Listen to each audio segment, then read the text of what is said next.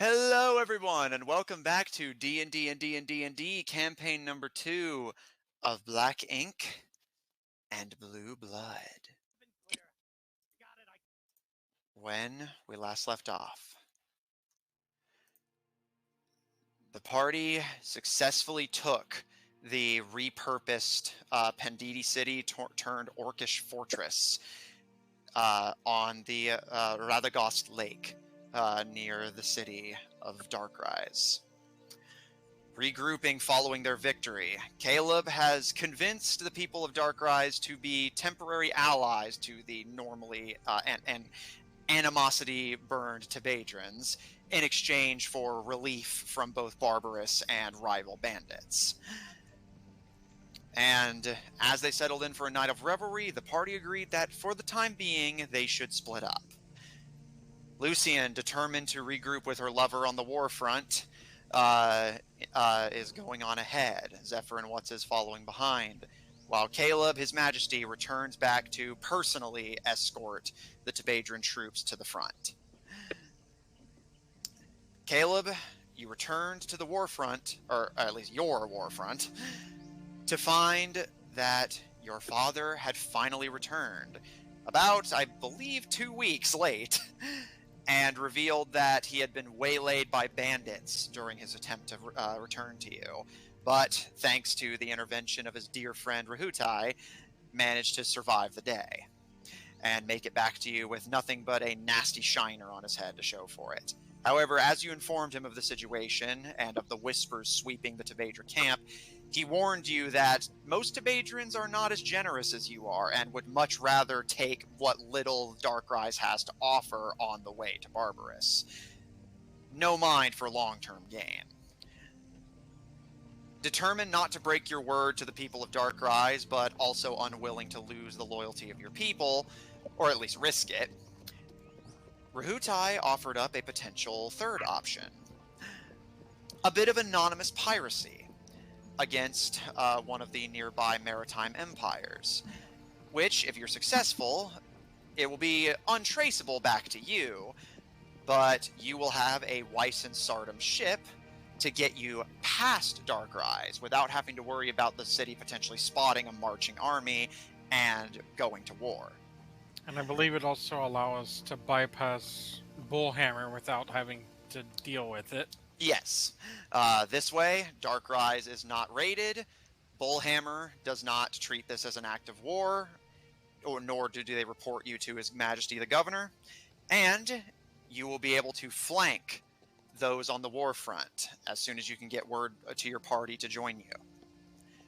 While you were doing that, the party marched ahead and crossed the narrow flooding peninsula out of the Frappe jungle and out into the Badlands of what was once the center heart of the Kingdom of Penditi.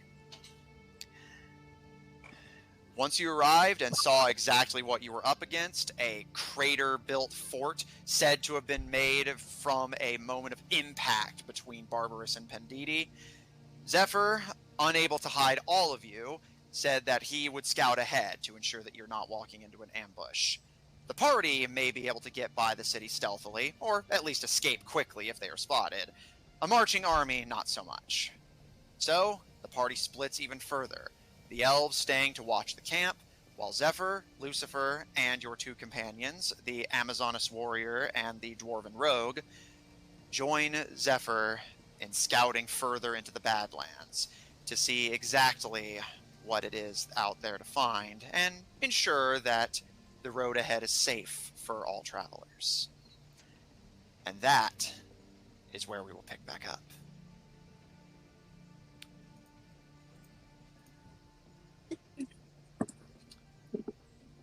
Zephyr.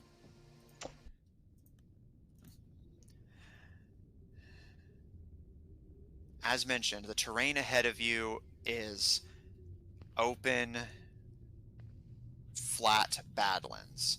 The occasional hill being the only form of cover, that and the occasional bushel of thick shrubbery grass. As you make your way ahead, circumventing Bullhammer and making your way further into what was once the territory of Mavros, How far from the camp are you willing to go? I mean, by how far is I want to go check out the castle. The castle as in the Citadel? Yes. Oh, okay.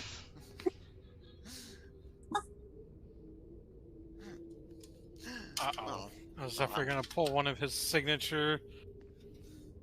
oh, that was 2 hours of prep wasted. All right. I'm fucking with you. All right. All right. Zephyr, as you pull away, you start to orbit around and curve back towards Bullhammer. Your companions watch you for a moment before Lucifer pipes up. You're going the wrong way. If we're gonna see if this route's safe, the castle, a main issue, right? He gives you a grin and a wink. Maybe. Yes. Maybe. Hamburgers. Unless you have some other information,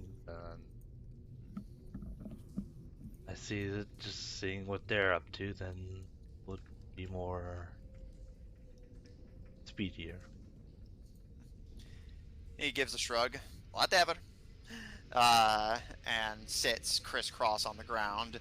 The other two look down to him before the Amazoness shakes her head and turns her attention to you, Zephyr. We are willing to aid you. What is it you seek in the Citadel? Just seeing what we're dealing with sounds. By the sound of it, it looked like it had some conflict. So I see their state, then that they can, if they're in repair, then should mean that watch should be low or high, depending on the case.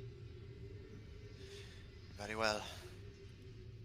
And as far as assisting, I'm going to fiddle with my ring as I'm going to activate the ring of visibility. And Lucifer can't see you this time.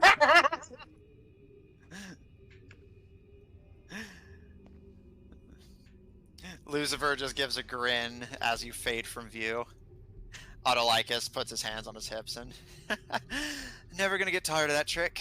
All right, but just give us a signal if you need backup. All right. Sure. You can see Nikong kind of rolls her eyes and looks to Otto.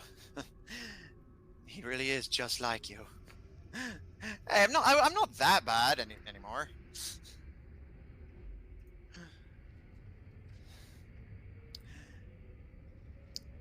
Zephyr, if you wish to make your way, roll stealth with advantage.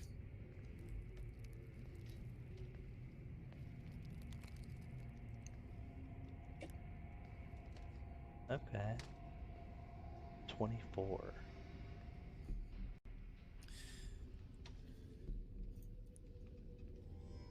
Zephyr, you begin to creep towards the crater-bound citadel. Now, I will say, just as a refresher, that this citadel is built inside of a crater, but the only way in is either taking one of the few bridges that lead in, but, like, well, granted, of course, you're invisible, it's still somewhat exposed, or given that you're Zephyr, you could attempt to scale the walls. However, you can see several little holes that are specifically dug out for archers on watch. How do you wish to attempt to enter the Citadel?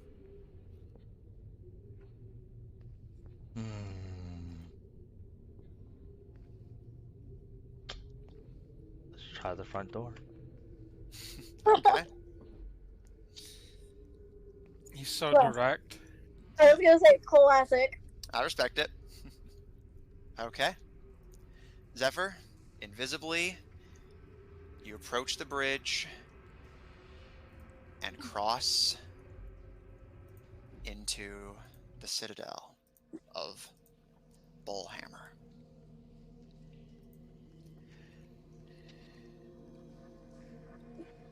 As you approach, you see that ahead of you are those large, there's the path basically dips down between this set of carved out ramparts with palisades that line the entire bridge. You could imagine an invading army being completely fucked here. A very skinny path, barely enough room for 2 people to stand shoulder to shoulder, or maybe 4 of you. And if the place was actively at war, waves of archers on all sides, pummeling you the entire way. However, lucky for you, you don't have to worry about that. You can see, however, that there are Barbaris soldiers patrolling the walls. It's a rather light patrol, but a patrol nonetheless. You see that, however, these soldiers look a bit different than the ones you're used to. Whereas in Darkrise, they didn't really have a standing army, more just a militia that they could call upon in a time of invasion. And you have seen the trained human soldiers of Barbaris that typically live in the capital or inner cities. This is your first exposure to the middle ground. You can see that patrolling the walls are various non-human creatures. Orcs, mostly orcs, but you can see other creatures as well. Minotaurs, dwarves, even the occasional elf. However, you notice rather than the bleach white of the Barbaris uniform, you see that these soldiers are wearing all black with red marking them, almost like a brand of the Barbaris rose imprinted on their backs. Each of them wears a white mask that is the only thing of the Barbaris colors they carry. A mask covering each of their heads, hiding their identities. Anonymous monsters. Each of them wields crossbows or bows, not the gunworks that the humans in the inner cities are allowed access to. On either side of the bridge, you can see the massive bull skulls, likely taken from massive minotaurs, mounted on either side of the bridge you're about to cross. On either side of you, if you go between the walls and the bridge, it's a long way down, but you can see the various holes dug into the side that act as both defensive positions and, for when the Citadel is not at active war, places for the people to simply see the outside. As mentioned, when you guys first saw this place, your first impression is that it's a very bleak place to live. You're not hated enough to be forced to live on the outskirts, but you're not welcome enough to live in the sunlight. Limbo for the unwanted. Zephyr, as this sloping, entrapping bridge stands before you, what would you like to do?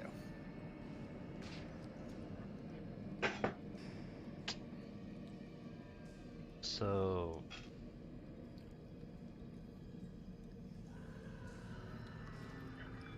basically, the more sensible way of saying this is, it's the front door open. Roll perception. Is that? Okay, 29. Yeah. Zephyr, you can see that there are quite a few guards on patrol, although that is to be expected. You can see that, no, the front door is far from open.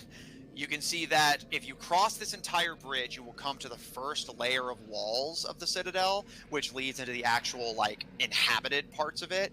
And past those walls is the actual central castle of the Citadel, both of which, as far as you can tell, are locked down tight. Guards stationed on either side of the doors, and the doors looking far too heavy for you to force open quietly. Your only options, as far as you can tell, would be to either... even if you climb down.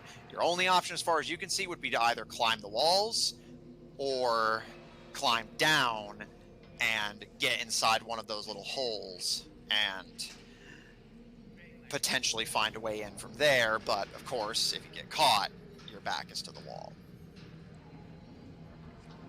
Or, of course, if you can fly, but nobody here can fly.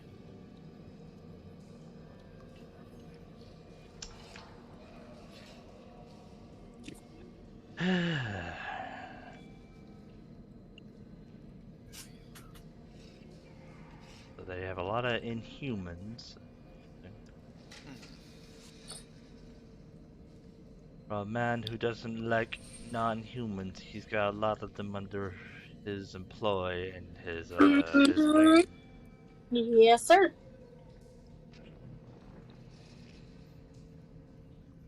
But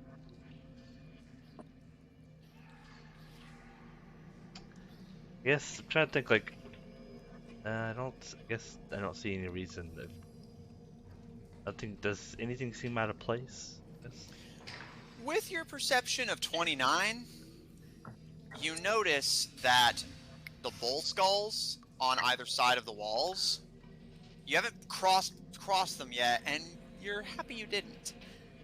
You almost missed it, but inside the eye sockets of both sides of the bull are flickering arcane runes. Oh. Red, like the Barbaris rose. Mm-hmm. You notice, by the way, that it's the same symbol that's on each of the orcs' masks. Oh. And these runes are on who now? They are blazing with arcane light inside the eye sockets of each of the bull skulls that are mounted on the walls. Okay. And the same symbol is painted on the mask of all of the Inhumans that live in the Citadel. Oh, I just got like a Blackout Club vibes.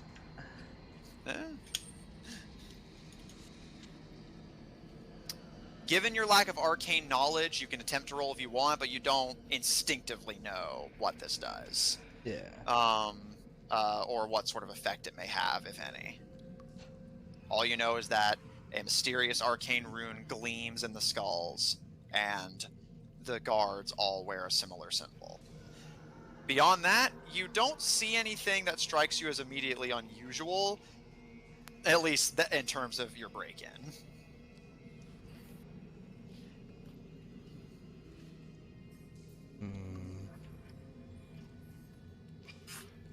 Of course, I can make my own assumptions. I would assume it's some sort of like detection magic, you know, alarms and all that.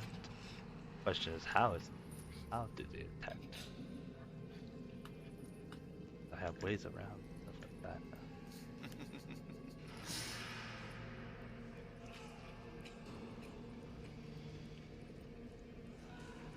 If I had my necklace, I would go with, but alright. I think I've scouted enough on this area, so I will head away. Okay. Returning to your scouting party. They, of course, do not react to your arrival. You can see Lucifer has his eye out of its socket and is, like, spitting on it and trying to wipe it down as if that's going to fix it. Right. Autolycus is idly twirling a dagger between his fingers as he lays back against a bush, and Nikong just stares at the Citadel with sharp eyes, as if she's waiting for you to make a mistake and get caught so that she can rush in. Her fingers tap impatiently at the hilt of her broadsword. I will go on and visit. Nikong just smirks at you. Autolycus gives a visible jolt and, like, rolls in the bush, kind of swearing in Dwarvish. Lucifer, for his part, gives a final and, like, wipes his eye on his shirt before popping it back into its socket and shaking his head to rattle it back into place. You can see it still spins somewhat erratically, but is at least semi-focusing. It just kind of drifts occasionally. And he gives you a smirk as he catches you. Welcome back.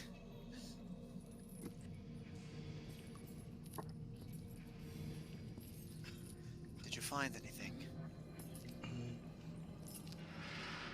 I mean, besides the fact that this so-called, besides the fact that this, I guess, human lover has a lot of demi-human or non-human. But Lucifer gives you a smirk. You, of course, would know that he has had by far the most exposure to Barbaris out of any of you. You noticed that, did you? Makes sense when you think about it. He gestures around you. Anyone comes after him, they have to get through the undesirables first. By the time anyone reaches him, they'll have taken so many casualties they might just surrender. Human might wins again and all that. Besides, don't tell him I told you this, but I bet if you did a census, a lot of those in the Citadel are his kids. guess that makes sense considering the ones we know of that are his kids. Lucifer gives you a smirk while Nikong has a visibly disgusted expression, as does Autolycus as he picks himself out of the bush and spits at the ground. Who'd have thought they'd bring Prima Nocta all the way over here? But they just seem like they're nothing really much different, so I'm curious what protect their little citadel, some sort of arcane. I don't know magic myself, so. The two travelers kind of give somewhat guilty expressions. We are not exactly fluid in the arcane ourselves. But Cersei is. If we can find her, she might know what's up. I'm just pulling teeth. I can take a look if you want. Man, that's, I wish you can see the expression on my face. if you want, that's up to you. It seemed like some sort of, there are two skulls with runes, and then everyone had masks. White masks. Oh, I didn't think he'd actually use them. So you know. Yeah. Hubby Dearest made them for him. Oh my god, I'm gonna throw up. During our last meeting, he said something about our experiments throwing water down his throat, so he wanted something to make sure that that couldn't ever happen again. Okay. That. Oh, honey, that's the least of your problems. So, does that mean it's sort of, I guess, a sort of anti-magic thing? He snaps his fingers and shoots you finger guns. Yep. Any attempt to magically conceal yourself or cast any spells at the walls? He wiggles his fingers to indicate a fizzle. You might as well just throw rocks at it for how useful it'll be. Don't tempt me. Catapult. How gosh.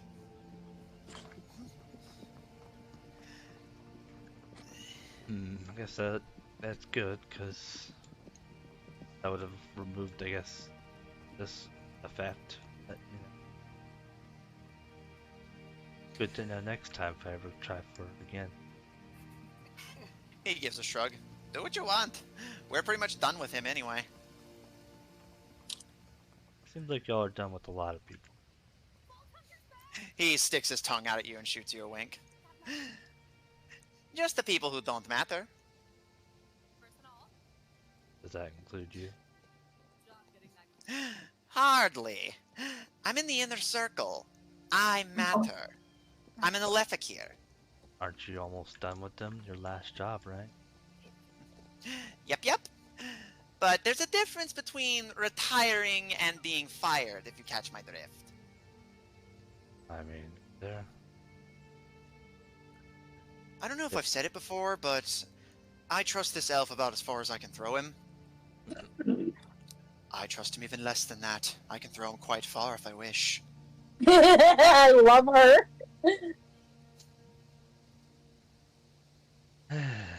All I'm Somewhere saying, Lucian's like, punch me, please. Yeah. sounds like you're in the same boat as Barbaris. Whatever you say. We doing any more scouting today? Well, and it seemed like we had another route we were to look at. I just figured I'd look at the Citadel. The two travelers give you smiles and nods, and Nikon gives you a bow of the head. Your consideration is acknowledged. And she does seem genuinely respectful. Take a baby. She looks over her shoulder to further in the Badlands, and what used to be the city of Mavros is not far from here. It may be a good place for your army to make camp, to stay hidden from the Citadel.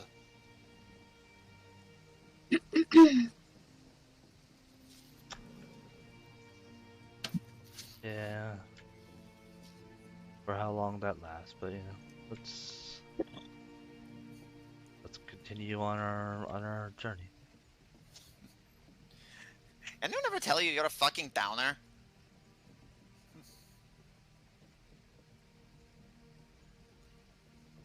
Did anyone tell you you're a killjoy? Probably literally.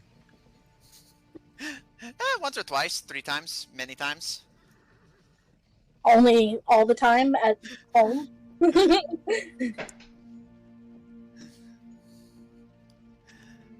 Nikon kind of furrows her brow in irritation, but nods her head to you, Zephyr.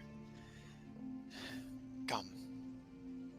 Our lands have long been abandoned.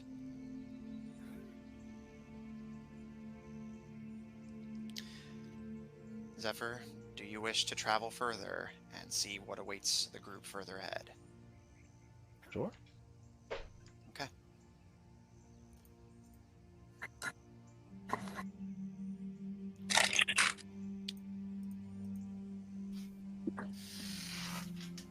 Zephyr, as you make your way forward, by the time night has fallen, so at this point the others are beginning to set up camp and go to sleep.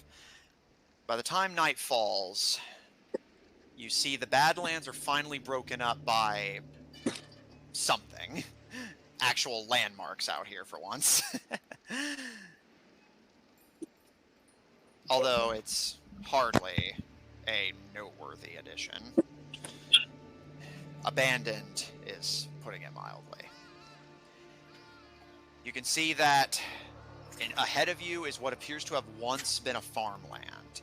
You can see a barn, a silo, paddocks where animals would have once been contained, all of which has been burned and fallen into disrepair and ruin. You can see scattered across the Badlands are bits and pieces of stone, which you, or not stone, but like more of that ivory substance. And initially you just chalk it up to like just little bits of old fortification. However, you see it has a lot of structure to it. And as you get closer to this farmhouse, you see that one of the stones takes the shape of a giant hand with a spear gripped inside. It appears this was once a statue that the people of Barbaris destroyed during the invasion. I bet I know. On the edge of the farmland, you can see a very odd-looking structure. It's a pyramid, very similar to the one you saw out on the lake. In fact, it appears to be an almost identical design with one notable difference. You notice that it is not a pyramid as in just triangular going up with a surrounding layer of labyrinth. Instead, what you see is this very odd, it's almost like a rhombus. This ivory rhombus sticking out of the ground, supported by its width with wooden supports, or at least they appear to be wooden, that stake into the ground. Unlike everything else, you notice this has not been burned, nor has it been destroyed. And on closer examination, Zephyr, you can see that the reason this does not have a town surrounding it like the previous temple did is because it doesn't need one. Instead, the town is built on it. An upside down sloping structure of a town that goes upside down up the bottom of the rhombus before sharply divoting and then going uphill. Where that slope you guys were like constantly sliding down during that last battle, the people of this city once lived on.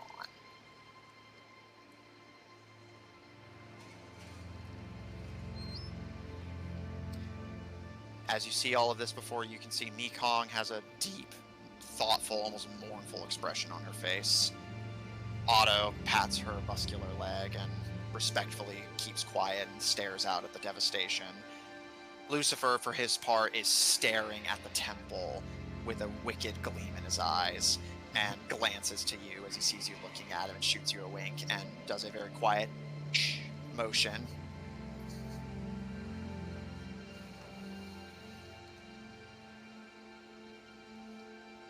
Zephyr, what would you like to do? I guess I will do the job of scouting and look around, see if there's anything to worry about. Roll investigation. Or if you want to stay out of the city, then perception. Just tell me which one.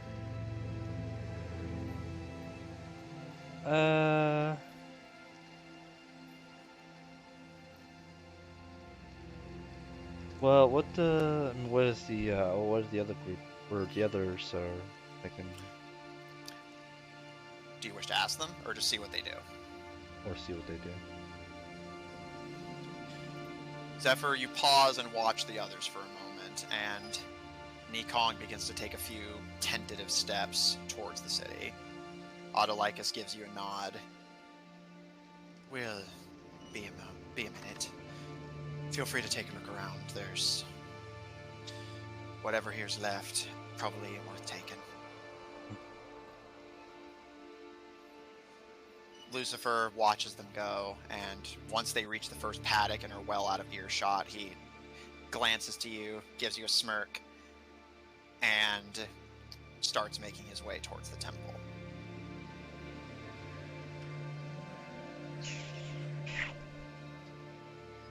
Yeah. That's probably not good, but you know.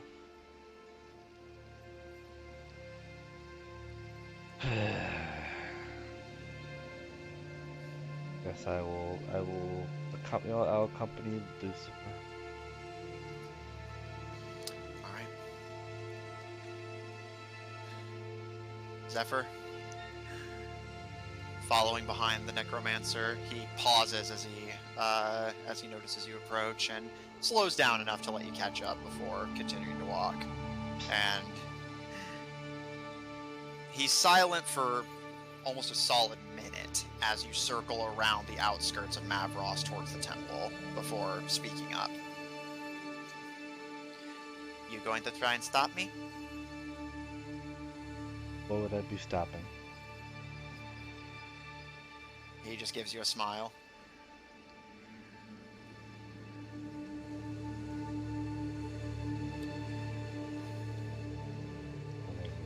I say, granted, I'm assuming I kind of got the gist of what you're trying to do, granted, but why, I don't know. He, at this, actually gives a shrug himself. I don't know either. But orders are orders.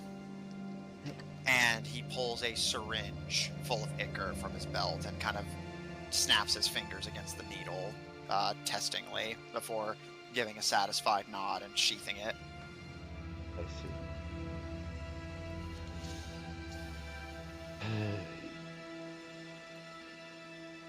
Yeah, then And after this, it would be exactly like Barbaris.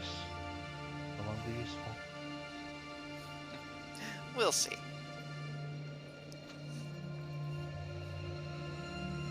But a deal's a deal.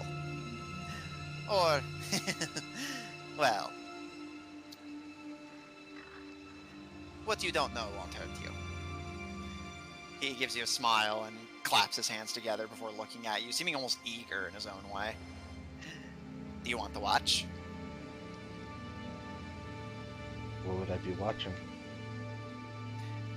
He just gives you a smile and doesn't answer.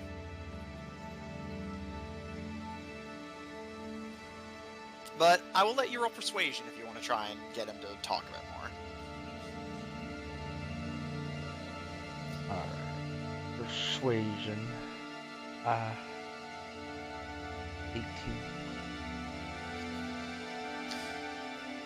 He kind of stares at you for a moment before kind of flipping his head side to side in thought before. I can't tell you the details. It's work stuff. You get it. But as much as we don't have much use for him, Barbaris is very useful at keeping you assholes busy. So we're going to give him a little help. Mm-hmm. We'd have him do it himself, but every bit of ichor we've sent him, he just sits on it like a fucking dragon. Says he wants to save it for his grand master plan. He waves his hands sarcastically, seeming to doubt that it is any of those things.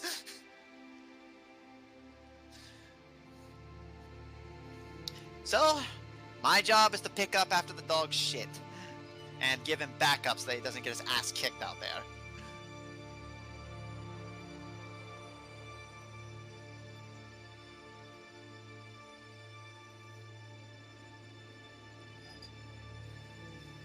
So, what's it gonna be, Zeph? At this point, you guys are getting close to the temple. You gonna be a big hero? Stop me from raising the dead? Or, he gives you a smile and looks to you out of his glass eye. Are you gonna be a Tabedrin? And what bounces off you, sticks on your friends.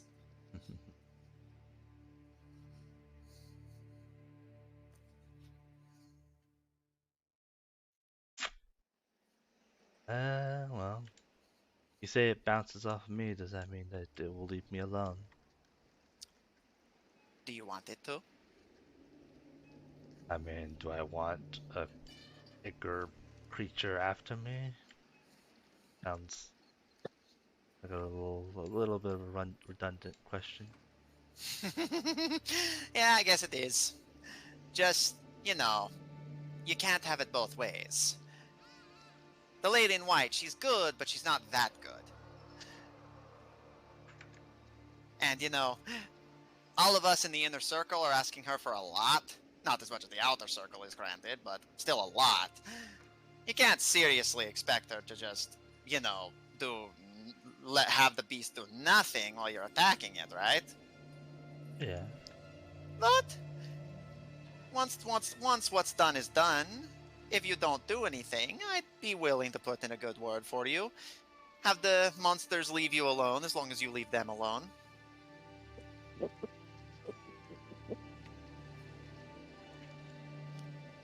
Does sound like a tempting offer. I've been told I'm a tempting man. Oh, He gross. blows you a kiss. Somewhere Lucian throws up.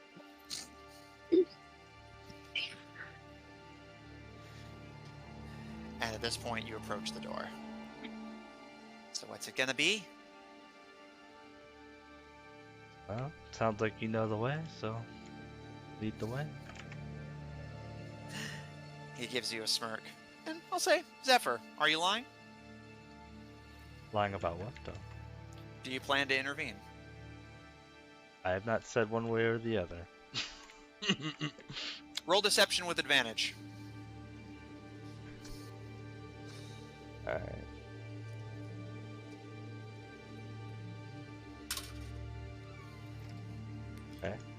19.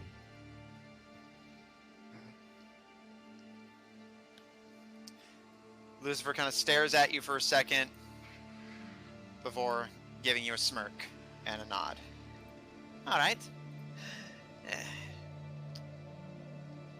And as he approaches the door, you take your first look at it. You can see that, as mentioned, it is wood supporting this structure, but now that you're looking at it closely, you can definitely confirm what you thought. It is not plain wood. It's this black, lacquered wood. Almost like it looks like the Barbaris people tried to burn it, but didn't succeed for some reason. And you can see that running up each of the pillars are intricate sigils and runes of gold.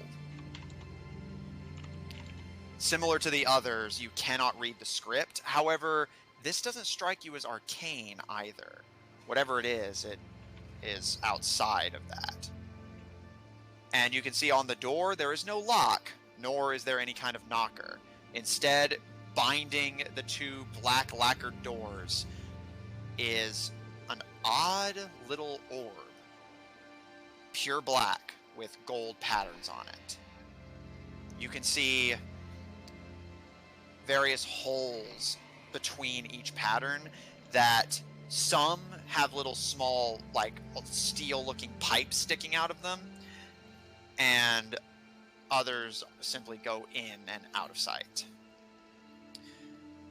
Lucifer kind of examines it, seeming almost kind of bored, and kind of looks to you with a playful smile.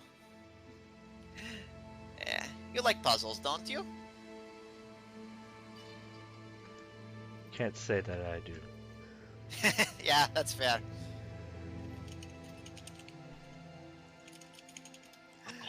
He cracks his knuckles and sets to work on solving it. You can see every time he hits one of the sigil patterns, it spins in place. You notice now that it's divided horizontally. It spins in place, the steel pipes jutting in and out, and it plays a tune, like a music box.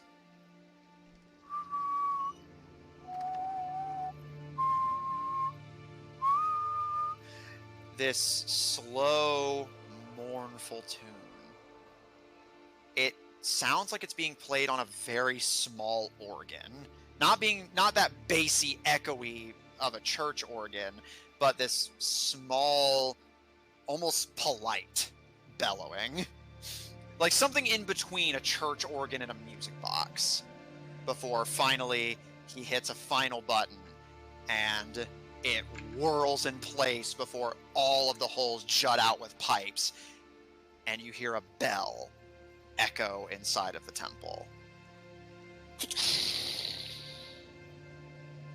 The door opens, and Lucifer shoots you a smirk, seeming proud of himself for solving it. Alright, this next part's gonna get weird. Oh. Should I be worried? No. Actually, no, I've seen you. You might not even know the difference. And as the doors open, you notice that they do open inwards, but Lucifer does not approach them. Instead, he approaches the wall and kind of traces the ivory pathing of the upside-down city before kind of rolling his shoulders and lifting up a foot. And you watch as he almost kind of floats in place before his feet find purchase on the upside-down streetway. His cloak, you notice, does not float above him. It's as if gravity is now pulling him up. And he gives you an upside-down smile and waves his head back and forth playfully in front of you. See? Like I said, you probably won't even notice. Yeah, I have done that a couple times myself. You're so weird, as his eye whirls in its socket. Guess he'll try to do the same thing, lift his, try to walk on the wall.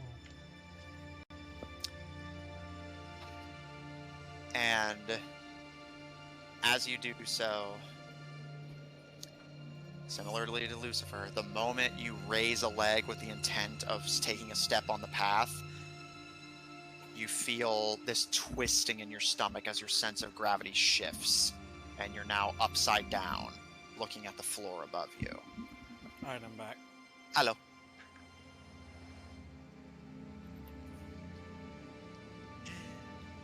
Lucifer gives you an excited grin.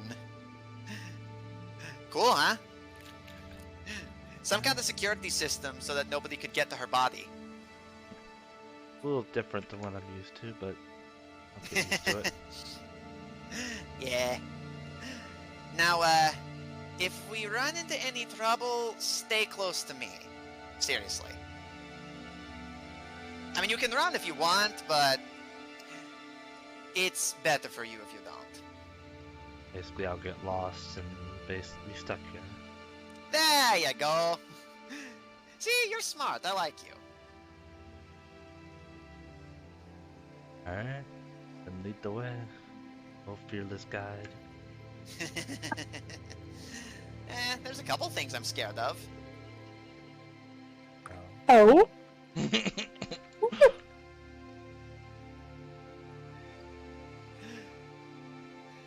As he leads you along, God damn it, Zephyr. you see that the town structure itself, now that your vision is adjusting to being upside down, other than the oddity of having the ground above your head, the town structure is very similar to the one you saw before, with the only addendum being that since they were not beholden to traditional gravity, they built much higher than most buildings of the time would have been constructed. You can see towering buildings around you that easily go up for 6, 7 stories of winding, interconnected stairs, arches, and passageways. Indeed, very astute, Zephyr. It would be very easy to get lost here if you did not know where you were going. With the ground above you and nowhere to go, if you don't know how to get back to that orb and return back to your normal gravity, there is no way out. Even the door, Lucifer seemed to avoid it. You have no idea where that leads.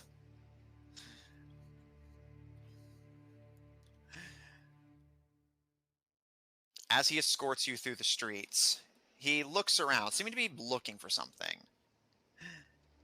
And eventually, he gives a grin of satisfaction as he appears to find it, or rather, hear it. You hear this odd-sounding noise in the distance of the winding city path. It's an odd sound. Home, home, home, home, home, home. This almost mechanical-sounding bark that slowly gets closer and closer. And Lucifer gives a wide grin. Here they come.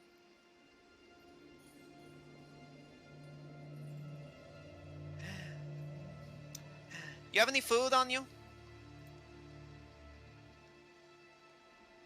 I don't think I have a whole lot of food. He gives you kind of a raised eyebrow, and you hear the sound getting closer and the barking get more aggressive.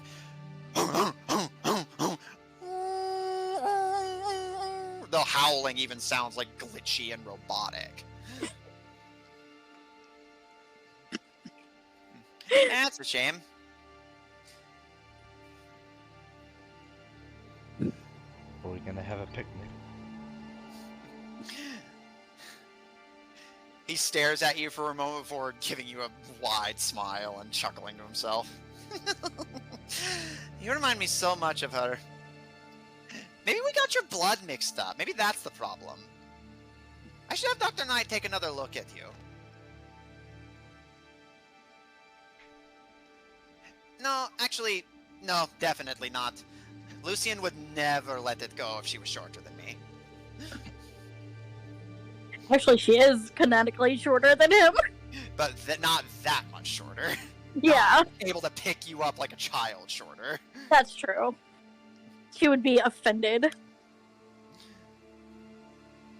He gives a shrug and turns, and you can see rounding the corner is a somewhat familiar looking form to you, Zephyr. You recognize one of Kaloom's constructs from the invasion of Sundragon. This time taking the form of a dog rather than a cat. How dare you? Two of them round the corner and begin sprinting on all mechanical legs down the street. Lucifer gives a wide grin. Sure you don't have any food? Yeah.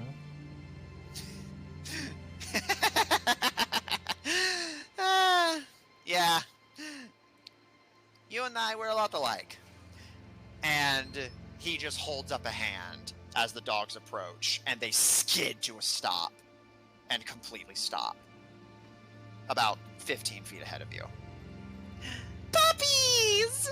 He skips that's what I thought. merrily and pets their heads. One of them gives this very odd, like staticky, moving its jaw like you would think it's like panting in enjoyment, but there's no tongue, it's just wiring and gears. The other one kind of rubs against his legs before looking to you, Zephyr, and letting out this monotone, staticky growl before Lucifer rubs a hand down its head. It's okay. He's one of us. Sort of, but more like you guys. We made him, and he follows directions, and that's even better. And he rubs their cheeks affectionately.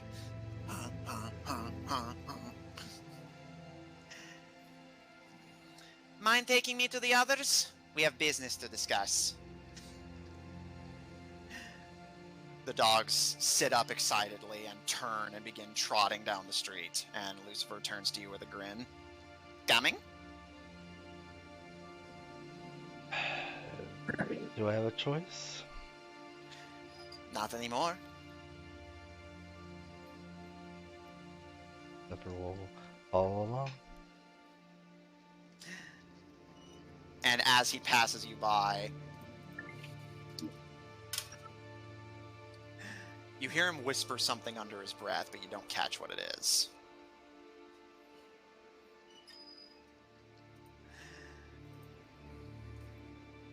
I have a feat for that.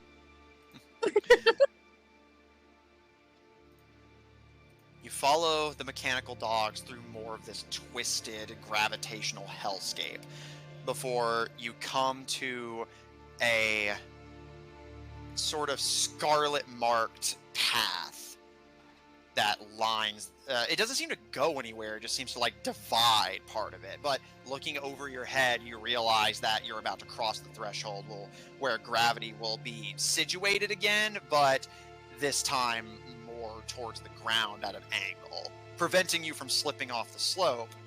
Granted, for you that's not a problem, but for most it would be. The dogs simply cross it, and you watch as from your perspective they dip, and it's like they cross the horizon. They cross that scarlet path and are completely out of sight. Lucifer gives you a grin and walks backwards, and the moment one of his feet crosses it, he slips out of your view. Do you follow? Yeah. Let's I guess back to do some more gravity stuff. Defying gravity. Yep, it started playing in my head. Zephyr, you take a step, and your vision abruptly shifts. You get this twisting in your stomach before you see Lucifer in front of you. The dog's already trotting ahead. He holds out a hand to help you up, and I'd say you get used to it, but I wouldn't really know. Oh, have you not gotten used to it yet? He gives a bit of a shrug. I've actually never been here. But he has. He's traveled a lot, but we have some people on the inside giving us what we need to know. Do you mostly stick to the south, or given your, what's the word, flexible loyalties, you ever play with the bandits up north? I don't think I've lived long enough to be able to really go out to exploring. He gives you a smirk. Yeah, I guess that's fair. You're like Lucian, a little baby. Oh my god. It's so much fun. She's not here to yell at me when I tell her the truth.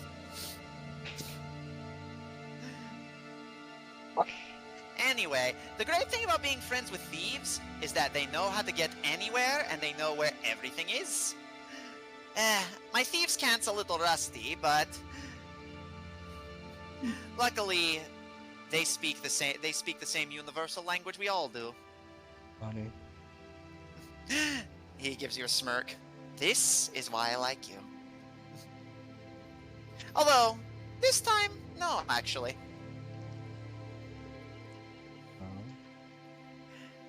Guessing the only other thing I could see would be survival. He gives you a wide, sinister smile and claps his hands delightedly with a little skip in his step. That's right! You'd be surprised what deals you'll take when the alternative is death. Or undeath. Yeah, see, this is why you're my twin. He whirls and skips playfully, even doing a cartwheel at one point, seeming to enjoy the sensation of unusual gravity as you approach the peak of the pyramid. Zephyr, is there anything you'd like to do on the way before you reach whatever it is these dogs are leading you to? Anything that I haven't already mentioned? No. Okay. Which, yeah, you did, for the record, easily. Like, Jesus fuck, dude.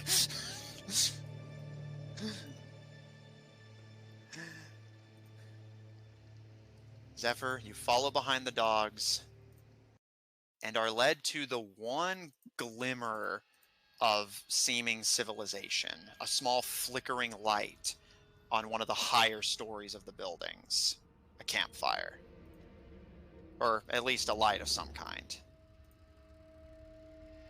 Lucifer leads you up several sloping pathways of ivory before you see, crouched in what appears to have once been a church, you see huddled around a lantern, sitting on what appear to be various sacks and crates of just various odds and ends, are three figures. Whether they're familiar to you or not, I'll leave to a potential history check, but I will describe them for your benefit. You see the dogs are approaching three figures gathered around a lantern. The first is an elvish woman. Her skin is a ghostly pale, making even Lucian look well-tanned. Wow. She is dressed in all black. Her garments almost appear dark elven. She may be a dark elf. She's either a very pale surface elf or a equally pale dark elf. Her clothes bear the visage of spider webs that connect a collar running up her neck. And you can see her midriff is bared to the world, but everything from the sternum up and the waist down is covered by long, flowing black robes. Only black leather straps covering her midriff. She is completely devoid of hair. And you can see she is wearing what appears to be archer's gloves and has a curved, blood-red knife sheathed in one of the leather straps against her stomach. Sitting across from her, you can see what appears to be human, although that is a very loose and affectionate term. You see this massive barrel of a man. He's not altogether that tall for a person, maybe about like 5'9", 5'10", But what he lacks in significant height, he more than makes up for in width. This massive, gluttonous butterball sits across from the Dark Elf. I'm He back. also... Sorry about that. No worries. He also is donned completely in black. However, you notice his has tints of gray, specifically at metal plates that are lining his waistline, almost like the beginnings of plate mail that hasn't quite been finished yet. And his stomach is completely exposed to the world, almost displaying it with pride. And it appears that, Zephyr, the tempting thought that likely just ran through your head, you are likely not the first to think it. You can see he has several scars of stab wounds he took to the stomach, but it appears he lived to tell the tale. His head is also completely bald, but you see that his eyes are covered in dark lensed glasses. Potentially he's blind, or either that or just an aesthetic choice. And finally, the third figure. You think he's human, but it's, again, hard to tell. It's this mottled gray color that you haven't seen on a person before. He, too, is donned completely in black.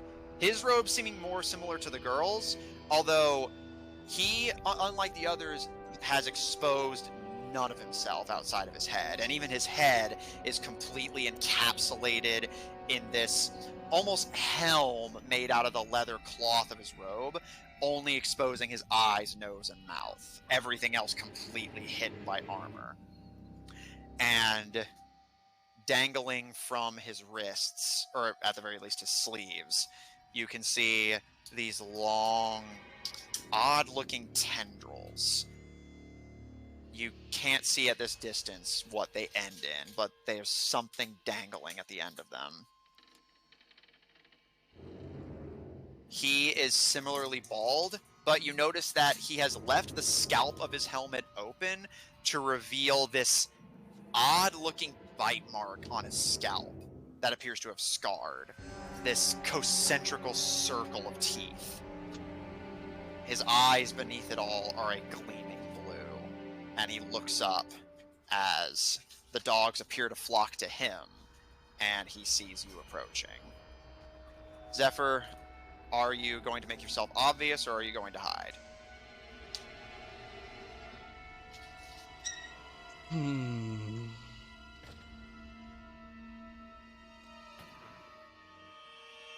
I guess I'll hide, see what Lucifer does.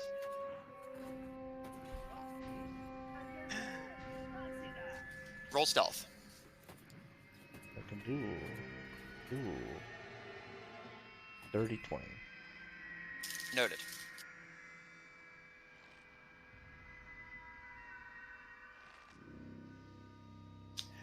Zephyr, as you quietly hide behind one of the church pillars, you look to the other side and see Lucifer, for his part, just happily. You can see his arms are positioned as if his scythe is to hand, but you do not see it anywhere to bear. But he walks between two of the archways and gives a happy wave at the three figures. Hey guys! Been a while. The gluttonous-looking one pipes up first. You better have a good reason for calling us out here. We've done everything you wanted. I hope you don't expect more from us. Relax. We're all about to be out of here. You've done your job well, and for that you'll be rewarded. So the arrangements have been made, then? The arrangements have been made. Welcome to the Scar Concord. He looks around for you, Zephyr, but does not appear to see you, and kind of giving a small quirk of the brow, but that being his only visible reaction to not seeing you, turns to look to them again. Did you find the sarcophagus? The man with the scarred scalp leans forward. As promised. trust. We've gotten it open, but and he runs a hand along his scalp. It cost us greatly. We took a casualty. Relax. You know what I can do. Casualties are a temporary setback when you're with us. Take me to the body. I have a surgery to do. As you wish, Lord Alephakir.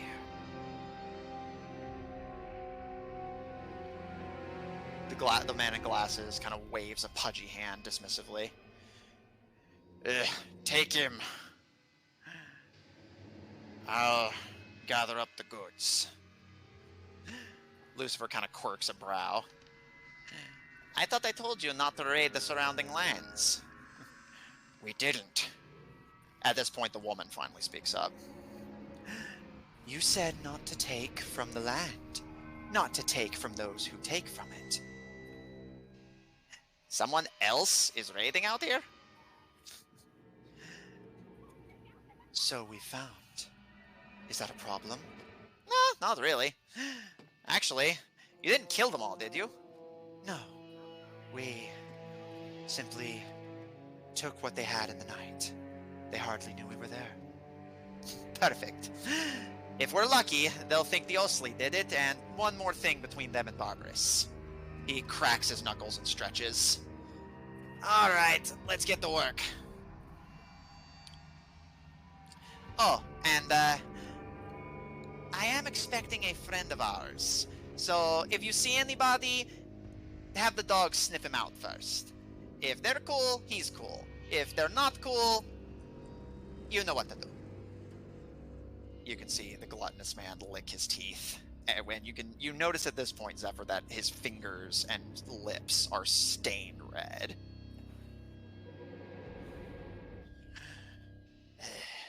And Her Majesty. Her Majesty has already been dealt with. Congratulations, Khan of the Northern Bandits. Although I am curious, at this point he's starting to be led further into the church. Which of the three of you is going to be in charge now? Well, I think it's most obvious it should be I. No, me! That is not what we agreed upon. The three of them immediately descend into arguing with each other, and Lucifer just kind of hums happily to himself and skips into the church as he leaves chaos in his wake. You notice one of the dogs curiously follows him, but the other stays near their master. Zephyr, what would you like to do? Information. Yes. Guess I will try to stealthily follow along. Roll stealth.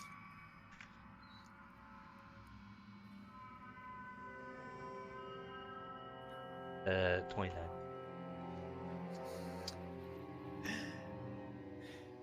Zephyr, you slip quietly into the church encampment and scuttle through the dark ivory church as the three vie for who will take control as the new Khan Minloose.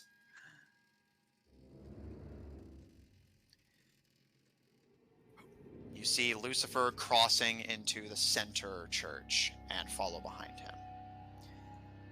And inside, you see a massive chamber. It appears you are at the centerpiece of what this structure was built for. You can see you're standing on a ivory bridge that leads out to a central ivory platform. This one, however, is not supported by wood like the previous structures have been. This one, instead, you notice is supported by nothing. Instead, you see underneath it is a much larger version of the odd spherical puzzle box you saw at the door of the church. And way down below, you see a glimmer of light from the moon as the door Lucifer left open can be seen far, far below. Zephyr, you feel this tension in the air. Your body had been stable with the gravity of this area, but now you find yourself suddenly being pulled downwards. It's not enough to force you prone, but it is enough that you have to make a concentrated effort to stay on your feet. And you notice even Lucifer is kind of occasionally stumbling a little bit the closer he gets to the ivory platform, which you notice above the floating sphere is a massive statue of a muscular Amazon woman. Spear in one hand, shield in the other. Long flowing hair, a glittering helmet and breastplate, and a steely expression in her eyes. You can see a plaque at the feet of the statue, but Lucifer kind of approaches it and looks over it idly before giving a shrug and turning his attention instead to a small doorway beneath the plaque, which he hoists open, and you notice he has to force it, like open one door and push it so that the gravity forces it open, and then do the same to the other before there appears to be a staircase leading down. He gives a smile and pauses before going down. Still with me?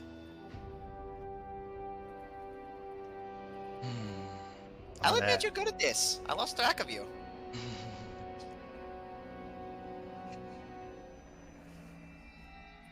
Wait, did I slip by the bandits? Yeah. You're in the inner depths of the church now. Alright. Yeah, it's just me and him kind of deal, right? Yeah. Well, you didn't say there'd be guests. To be fair, I thought I implied it. You implied, some sort of interaction, but not exactly other bandits. Relax, they're friendly. Well, except for Mint. I'm pretty sure Mint eats people, but, we all have our faults.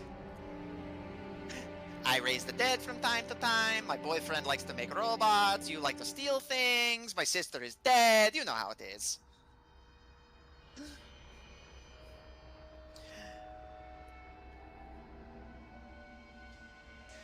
He pulls out the syringe and begins to step down the stairs.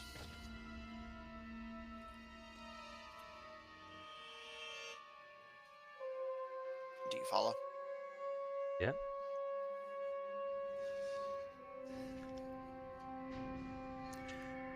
As you descend down the stairs, you see across this wide, smooth ivory and gold room that makes up the inner platform that the statue is built upon.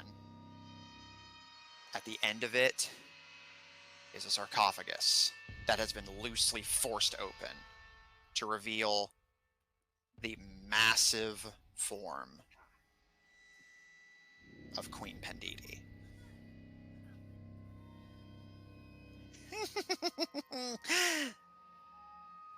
Your Majesty, he gives a bow to the corpse. I hope you don't mind, but you have an unscheduled appointment? He snaps his wrists, almost like a doctor would their gloves. You may feel a slight pinch. Oh, and you also might feel your immortal soul return to your body. But, details. And he begins to stalk towards the corpse with the syringe. Zephyr, do you intervene? I do not. Okay.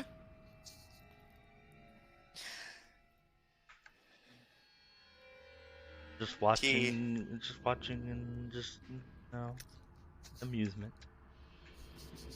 You motherfucker. Because I already know what's gonna happen. I'm just like, you motherfucker.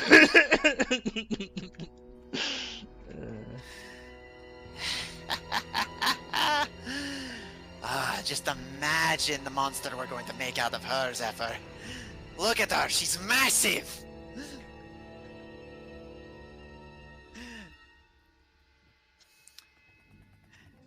But a deal's a deal. And as he approaches the corpse, he leans against one of her rotten thighs and twirls the syringe between his fingers dangerously. I'm like, I am waiting for.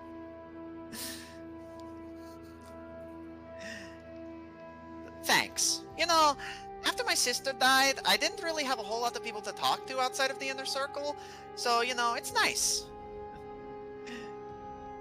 If you want, after your kingdom burns, you can come live at the mansion for a while until you get back on your feet. Unless you plan to just become king yourself, but you don't really seem interested. Not wrong. I'm not really interested in that kind of hassle. Yeah, that's fair. Like I said, you and I are a lot alike. He starts lining up the syringe, trying to find whatever's left of her veins. Lucian and I never exactly saw eye, and he gestures to his one remaining one, to eyes on that one.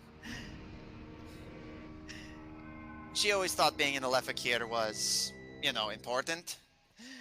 And sure, I think we matter in our own way, but, you know, I know where we stand. He injects the syringe. Sweet spot. This is gonna get gross, just warning you. And he injects the blood. Zephyr will step back. He takes the syringe out as he empties its contents into the blood of the corpse and begins to step back with a wide smile on his face. Come on, come on. The corpse twitches. There you go, come on. Welcome back to the land of the living, Your Majesty. War's not over yet. The corpse twitches, shudders, and jerks. Ichor spits from its mouth and trails down its chin. Probably should have burped the baby first. The corpse shudders as Ichor begins to flood from every crevice it can get out of. And her form begins to contract. What? There's the cracking of bones as her arms and legs begin to retract further into the body. Yep, saw that coming. Wait. I used just regular person blood. I didn't give you dwarf blood. The body continues to shrink and get smaller and smaller.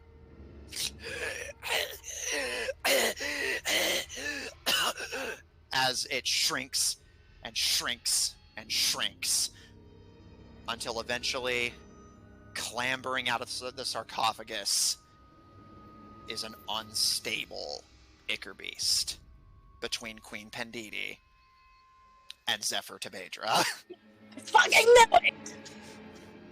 You see that... So switcheroo! Zephyr, you see that your newest Ichor spawn, it has this really muscular form that is shrunken down to be about like 2 or 3 feet tall, but the head stayed proportionate to its original size. Oh, so it's just this massive head on this tiny little body. I don't know why I immediately thought, was it Scrappy from Scooby-Doo? Yes, actually, yeah, that is kind of the energy.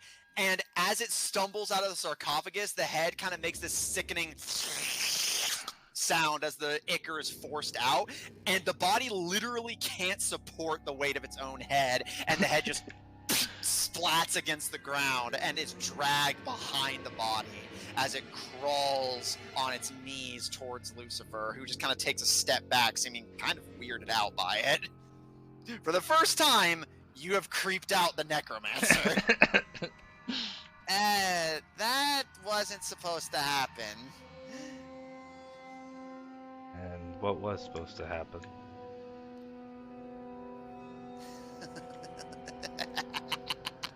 Oh, you motherfucker! He looks at the syringe and back to you.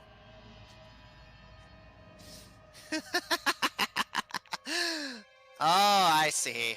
And he throws the syringe over the side of the bridge. You watch as the moment it gets past the bridge level, it suddenly yanks towards the spear, and shatters against the golden frame.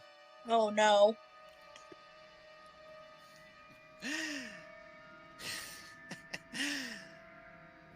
So this is your grand plan, huh?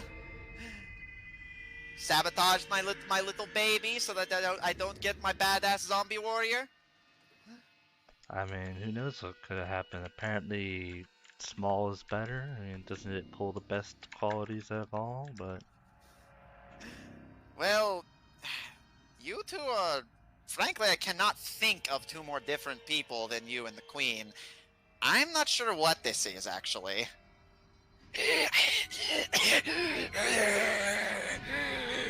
It crawls on its hands and knees, its head dragging behind it on a slowly extending neck Oh God.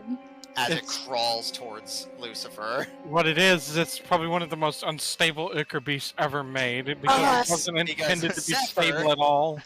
Zephyr, while willing to stand up for family, is relatively self-centered, small, and relies on stealth and misdirection. Fused with a mighty and brave Amazon who relied on her strength and battle skill to win fights and put her life on the line for a cause she knew she would never win. Two of some of the most different people that have ever lived in Yav have now been fused together.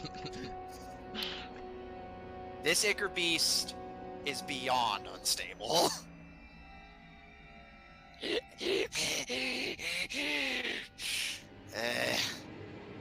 You're gross. if I'm being Any- honest, I'm surprised it even, went through.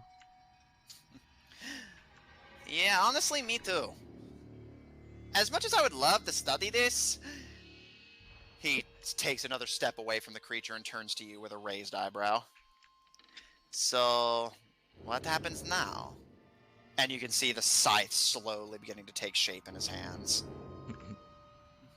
My original plan was to just set her loose on the three outside, and you and me get out of here scot-free. But now, well, my monster is... whatever that is.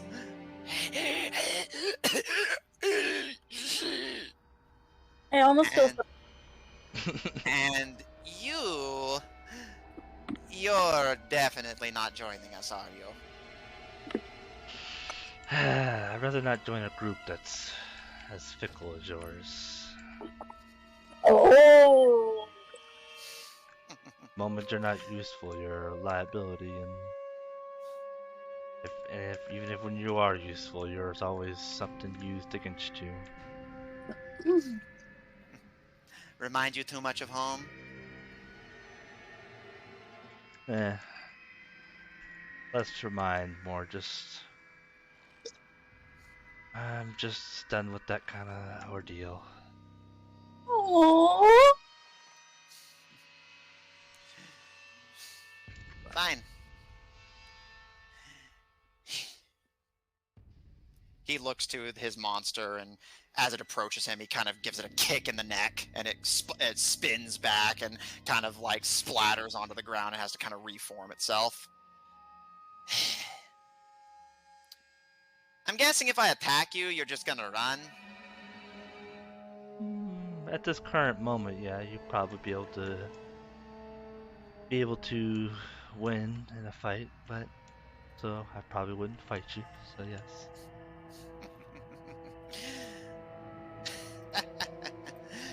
You know, I don't know why Lucian hates you so much. You're so much alike. Well, if you're just gonna run, then I'm not gonna bother wasting the energy. Go. And tell Lucian, and he waggles his fingers playfully, I'll be waiting for her back home. You all can play with your new pet. And he looks at the monster and kind of scowls at it.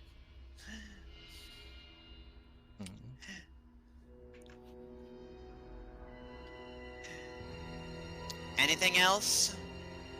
Your royal princiness? I don't see myself as royalty, but I mean, what's next for the necromancer? Well, my job's done. I'm free. Which means I'm going home. And he gives a little bow. Back where I have a family waiting for me. Yeah, that's gonna go way so well. He examines his fingernails idly. I'll tell Dad that Lucian's on another one of her little rebellious powwows. He'll believe that. And,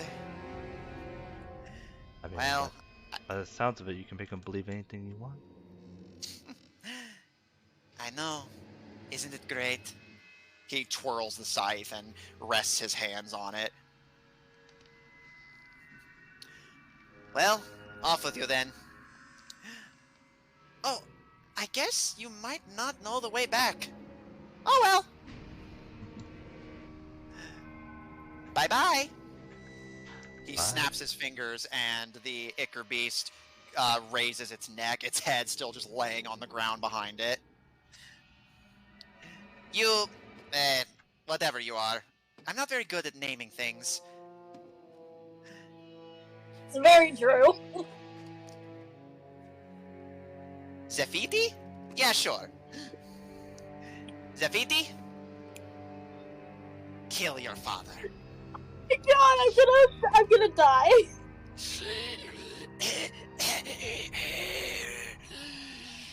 The creature begins to reach out towards you, Zephyr, and it's faster than it looks. I've got my As it speed. crawls on all fours, it starts to build up speed faster and faster. Its head starts to drag behind it on this long, inky tendril. What do you do? That's terrifying. Yeah, if it has my, this is one thing that I've worried about. I'll be honest, I've worried about because Zeker beast hard to. Yep, this is a creature that has Zephyr speed and the strength of an Amazon queen. Yikes. But I guess I will activate my boots of speed to just out.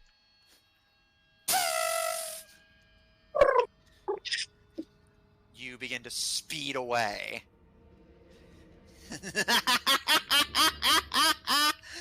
And Zephyr, as you're speeding out from under the archway, you see the three bandit lords look up from their argument in shock as there's a crumble of ivory behind you. As you see the creature throws its head at you like a flail, and it whirls out towards you as, Zephyr, you look. The creature is keeping pace with you. Got the effect. Man, who would have thought that Acre Beast could be so, and that, it's like, oh, you got a really dangly head, then, yeah, just throw it at him. Yeah, no, it's literally what it's doing is like picking up its heavy-ass head that's like 3 times the size of its body, carrying it with it wherever it goes, and then whenever Zephyr's in range, throwing it, and then basically using its neck as a lasso to pull it back afterwards. It's horrifying.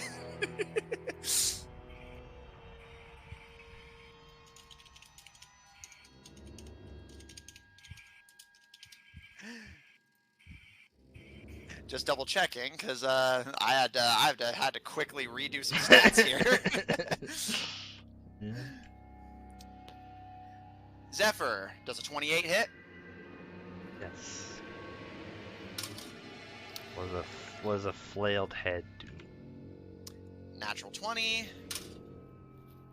Does a 14 hit? No. Okay. Zephyr,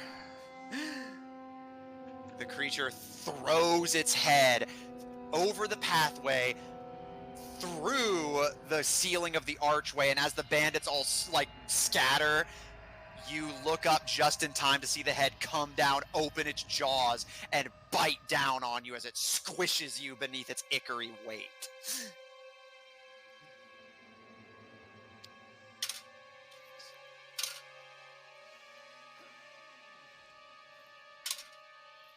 And the last one missed, so...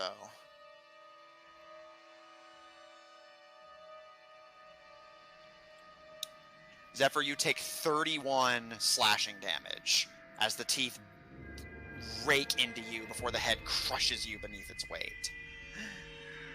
And you can make out Lucifer's muffled laughter and the barking of the construct dogs as the creature begins to pull the head back towards itself.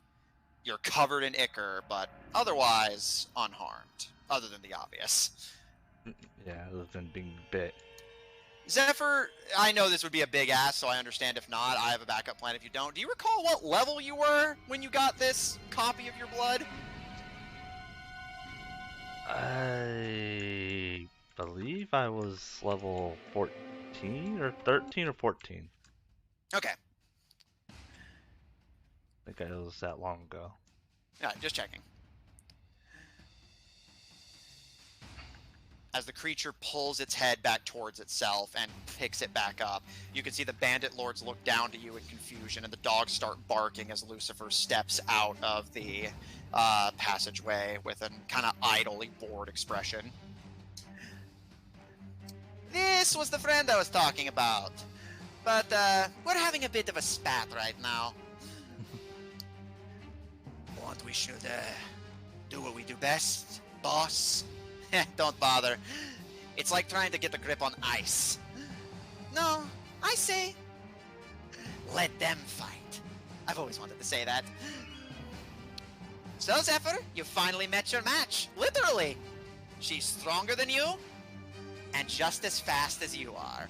You can see the creature whirls its head over itself, twirling its neck like the length of a mace, before splattering it into the ground between the two of you. Walk away!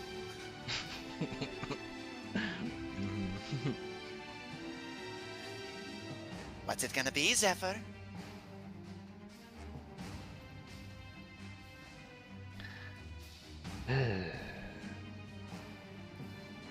Well, let's see if they can. Let's first see if they can keep up with this. I will use my potion of speed.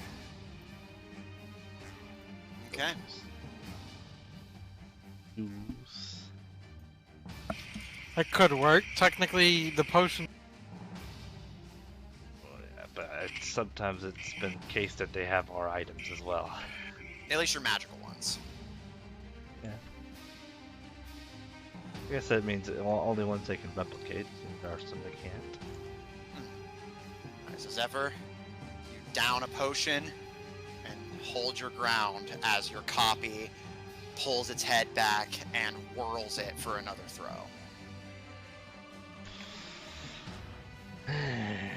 And then I would like to what do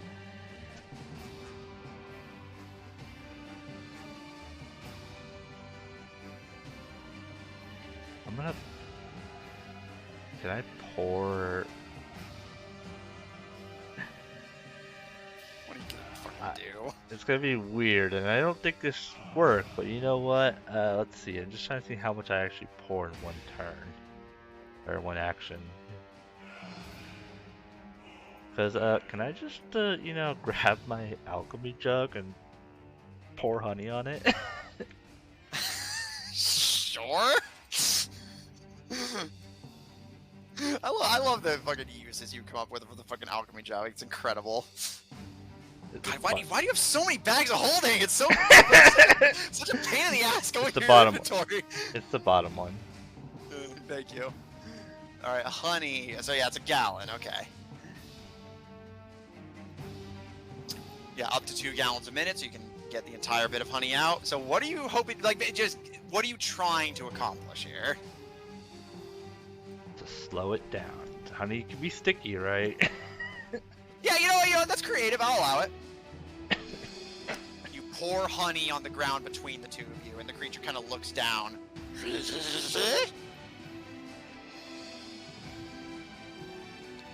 Zephyr, that's your action. That's your bonus action. What else?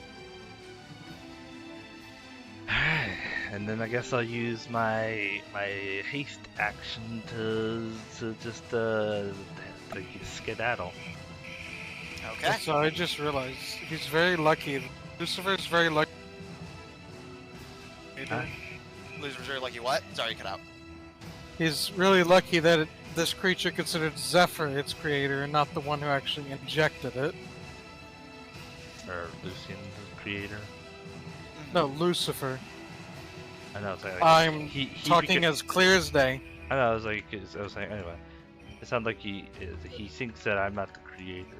Either way. No, I'm saying Lucifer is lucky that because he said to kill your Father. creator or father. Yeah, so he's lucky the creature considered I its see. source the father and not the one who actually physically created it.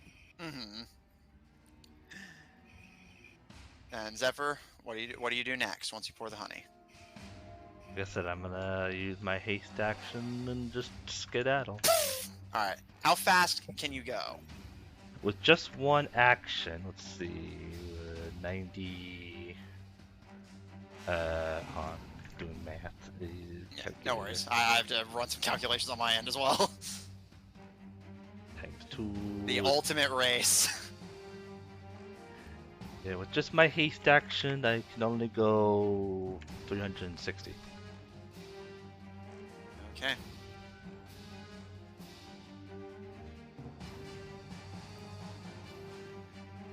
Let us see who's faster. So 360 with your haste action.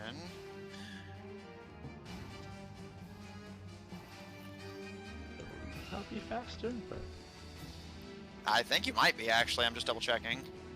without that potion, my speed will only be 90, and then even if they were able to, even if they were to dash and bonus action dash, it would reach up to 360.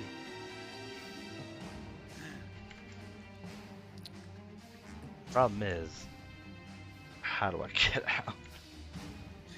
That is a fair question. Zephyr, roll survival as you break out into a sprint in an attempt to get away from the creature you brought into this world. That I brought into this world, sure. To be fair, it would have taken a very different form had you not intervened. I know.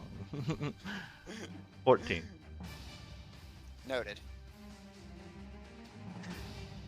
Zephyr, you break out into a sprint, and at your speed with the haste action and the potion, you are well able to outpace the creature.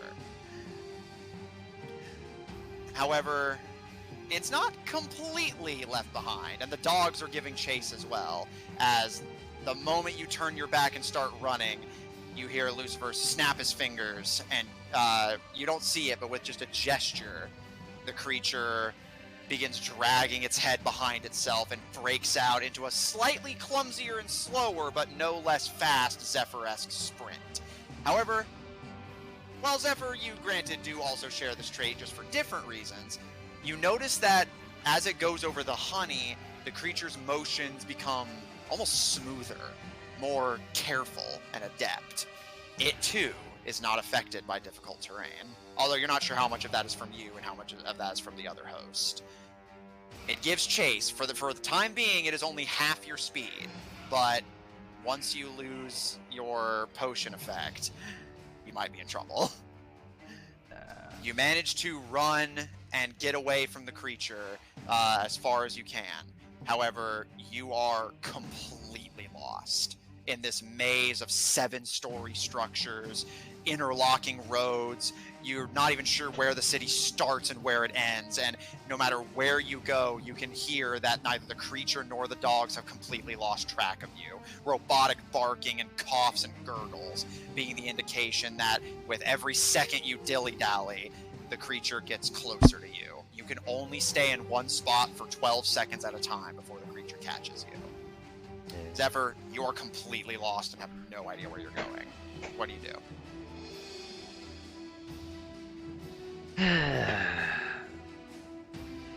Hopefully I can get maybe one person. I'm gonna set up a hunting trap. Are you gonna fucking guerrilla warfare any way to slow him down. Set up a little trap real quick. Yep, you can use your action. All right. Zephyr, you lay down your hunting trap as an action. Anything else? I love this. Alright, now. History's definitely not my best suit, but can I try to recall the way back? I'll allow that. Roll history. I know I went topsy-turvy, so. Oof. 4. Ooh. It's bear in mind, it's night right now, and most of this place is dark because of the black metal-esque material they're using, or the black wood rather. You have no idea where you went, and even if you did, you ran off in a seemingly random direction. You are completely lost in this temple, and you can hear the creatures get closer. Just for my reference, is it dark for us too? Yeah, this is happening during Lucian and Caleb's rest the previous session. Oh, okay. Zephyr, for funsies though, roll me survival to see how well you hide that trap. Oh, survival. Yeah, since you're setting a hunting trap. Ooh. Natural 1. Okay. Zephyr, you see your Ichor counterpart whirl around the corner, rolling before splattering against the opposite wall. But once it sees you, it bangs its head into the ground with a almost like it's trying to crack the skull you cursed it with, before lifting it over its head. And it stops, looks down at the hunting trap, and just kicks it to the side. Before it pauses, seeming to have a thought. Horrifying for a creature in this unstable state. Oh, yikes. And it leans down and picks up the hunting trap. Oh! Before it's going to twirl both its head by the neck and the hunting trap by the length of chain As a weapon. and throw both at you. Use as a weapon. Zephyr, make a dexterity saving throw. I am loving this right now. This is amazing. 26. Alright, Zephyr, you dodge out of the way as the hunting trap goes sailing past you, and it skids along the roadway before falling off and just plummeting down like 6 stories. You can hear a bang as it hits the bottom and breaks. And the creature lifts its head over itself. As you can see behind it, Kaloom's 2 mechanical dogs turn the corner with the creature and charge towards you. What do you do? Surprised the dogs can keep up. Yeah, they're actually not that much slower. That's a pretty... I mean, I'm making speedy creatures. Yeah, hey, they're learning, dude. Remember, Kaloom was able to learn from the previous robots. These are recent. Yeah, remember the last ones were cats. These ones are dogs. And Lucifer mentioned he's never been here, but these people seem to have been expecting him. Yeah. So what do you do, Zeph? You got your child and a child and 2 dogs that want to play with you. Aww. Yeah. I only want to play.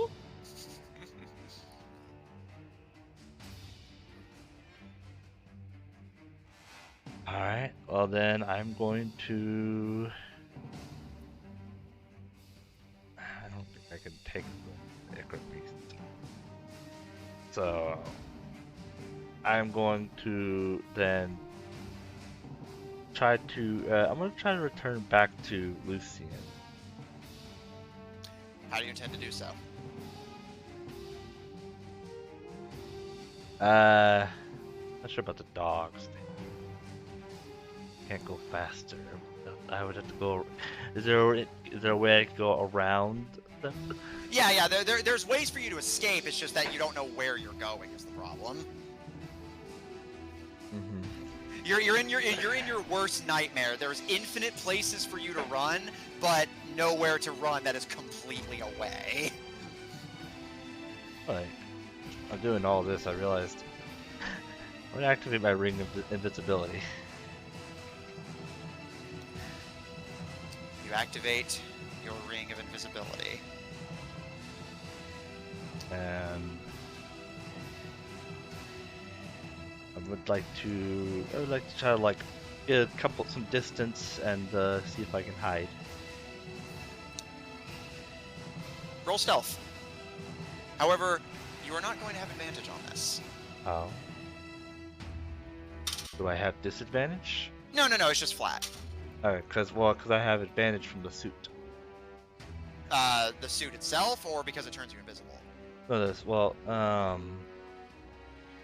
It emits proximity and camouflaged aware, thus giving you. Oh, maybe I don't know if that's like implying stealth. Mother stealth suit. Bonus action, you switch to make you invisible. Oh no, yeah, it's that it dampens sound that makes it give you advantage. Yeah, that would still give you advantage. Yes, just basically you won't get advantage from the invisibility. The dogs have blind sight. But you being able to completely deafen your movements may be helpful. So yes, you may roll that with advantage, but they also will have advantage because of keen senses. Yeah. So it comes down to rolls at that point. Roll stealth. I rolled a natural 1 and a 12. So 20. All right, so you Zephyr, one of the dogs lunges for you. You manage to just barely use Whisper to parry it before you sprint down the hall and duck beneath an archway. You run and run and run. Before once you turn another corner, you're about 3 stories up now. You duck into an alleyway, crouch down, and clutch at the wall, trying to stay hidden. You see one of the dogs run past you. Your Ichor Beast dragging its head behind it, almost like Pyramid Head running behind the dog.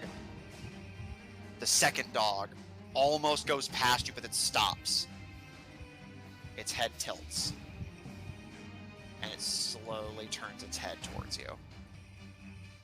And it lunges at you. Not great. Does a 10 hit? No. Does a 16 hit? No. Alright, Zephyr, the creature charges at you, but you dodge out of the way, and it smashes its metal head into the wall and tries to claw out at you, but you manage to duck out of the way. But you can hear in the distance another followed by a as the hunt resumes. They have found you once again. Hiding is not an option. It's an option, just it's gonna be harder. Gotta do it better. Yeah. Gotta burn those fucking dice. I mean, I can't burn my computer. I'm so scared. That's fair. So, be the end of Zephyr. Zephyr, you see your copy and the dog behind it round the corner. Once again, you are staring down your 3 opponents. No matter what you do, you just cannot seem to shake them. They're just fast enough to keep up with you, and they are too perceptive for you to hide from. Mm-hmm.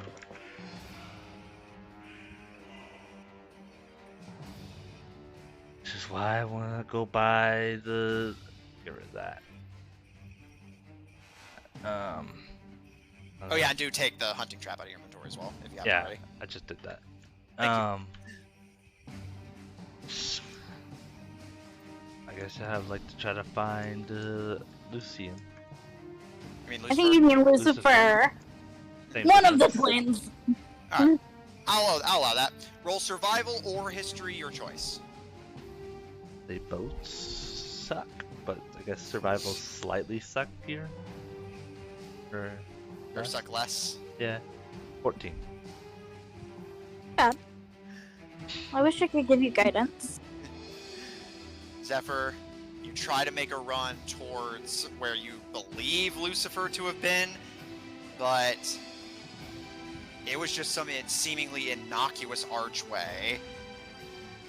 You don't even remember what floor it was on. You barely even know what floor you're on. You run, but you only succeed in getting yourself more lost. Oof. It is the middle of the night. You are being hunted by creatures that do not sleep and will not tire, and you have no idea which way to go. Your options are growing thinner. What do you wish to do?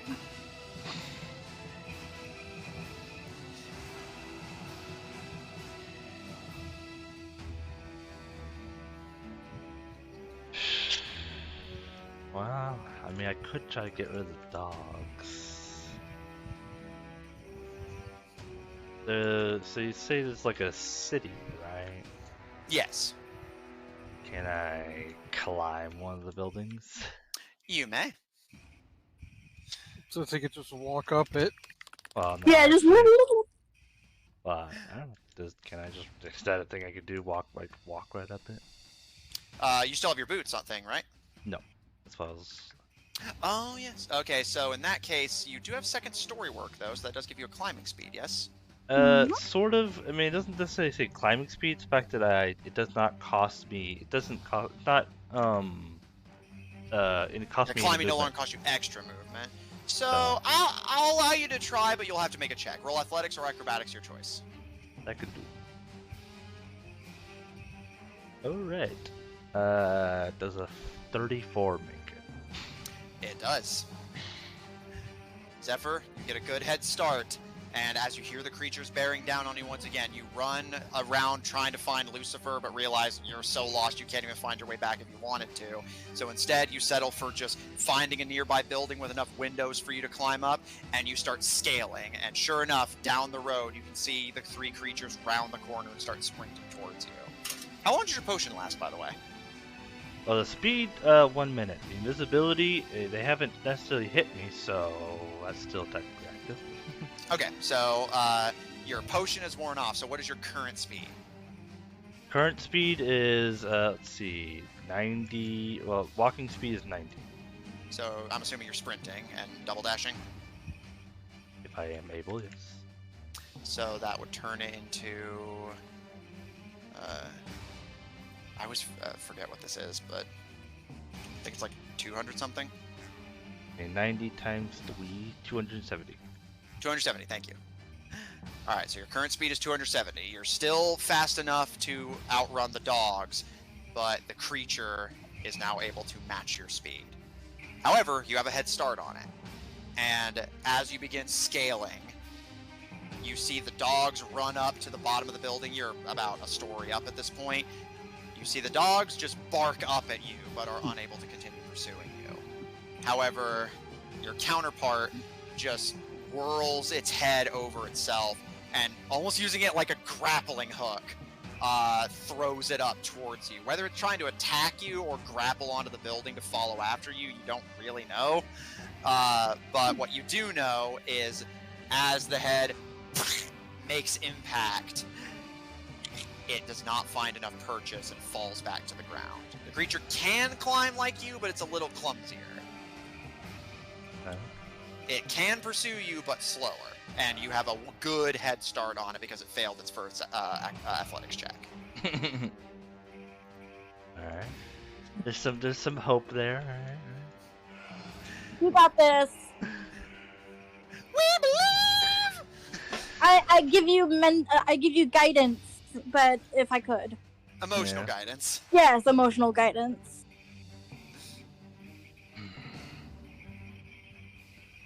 Well, Eventually, Zephyr, you're 2 stories up now. You can see the creature just dig its head into the wall using its teeth as pythons and starts attempting to scale the building that way. But you can see it's tearing its skull apart every step of the way. It's replicating your movements, but again, it was built to be very strong, and while it shares a bit of your dexterity, you've gotten a bit more practice and a bit lither since you got this blood sample. The creature is a few steps behind you in the rogue department. As long as you can avoid it, you seem to have the advantage on dexterity. But you can't run forever. I can certainly try.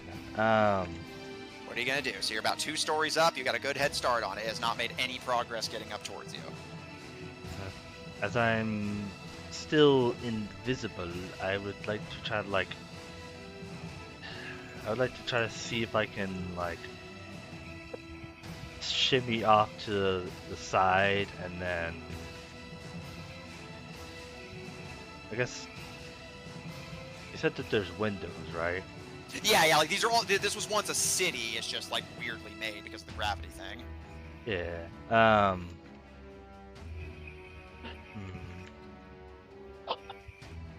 Let's see if this will work. I'm gonna open a window. There's not any like curtains or yeah, they're just open. Oh, they are just already open. Yeah. So yeah, easily done. You scuttle into one of the windows. Inside, you can see it's trippy. Just more smaller carvings. Almost like you entered a smaller Lilliputian version of the city.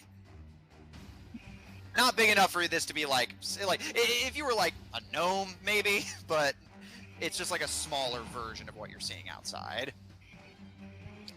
What do you wish to do? I would like to try to hide wherever I can. Yep, roll stealth, and as always, advantage. The creatures, because they lost sight of you, are going to attempt to find you, but I will deny them their advantage because you have gotten well ahead of them, and they don't have as clear of an idea of where you are now. Dogs are no longer with them. So yeah, unless the Ichor Beast itself had As long as it doesn't get blind too... sight. I mean, technically it has blind sense, but I just have to make sure I keep away from it. Well, Yeah, no. which- Actually, no, because it's a lower level. I got blind sense recently, I think. Maybe. Yeah, no, I do not have it noted that the creature has blind sense, so yeah, you're good. So yeah, you do have to worry about the dogs, but the creature itself should be fine in that department. Yeah, but the dogs are... They are unable to climb, so...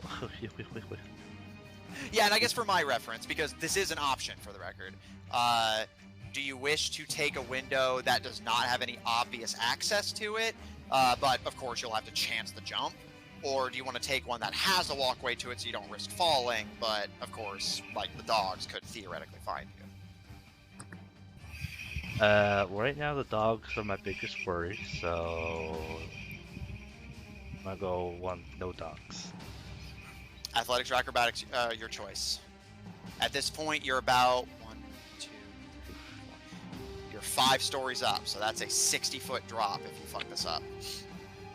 I got my ways. This is not gonna be good. I'm gonna use, reliable talent for that. So, it was a 19. Now it's a 25. Okay. Yeah. Whew! Crisis averted. Alright. Hey, I don't want to risk this. Zephyr, as you hear the distant baying get a story closer to you, as well as the creature's gaunt gurgling, you weigh your options, fuck it, and jump from your current street level to the nearest windowed balcony, and narrowly manage to get a grip on the windowsill and pull yourself like a scene in Ice Age when Scrat is trying to climb up to the acorn with your little feet before you wiggle your way through the window. As mentioned, you find yourself in this kind of disorienting, tinier version of the city, but you are in the walls with no obvious way to get to you. You curl, hiding even the slightest sound despite the mother's dampening technology, even watching your breathing, as inevitably you eventually hear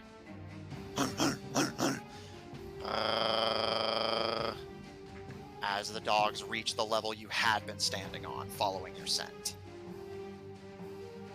Behind them you can hear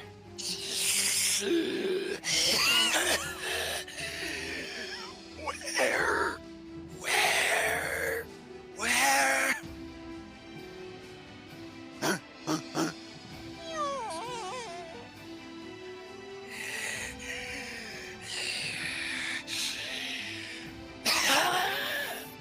you hear the splattering sound of what is presumably the creature vomiting before the baying gets a little further, and a little further, before they leave your hiding spot behind. For now, you have evaded detection. Crisis, at least problem 1. solved. Yeah, problem 2. The door.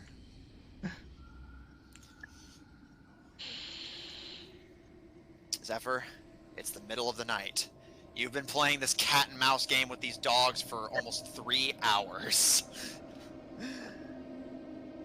You have no idea where Lucifer is, if he's even looking for you, where the Minlusian bandit lords are.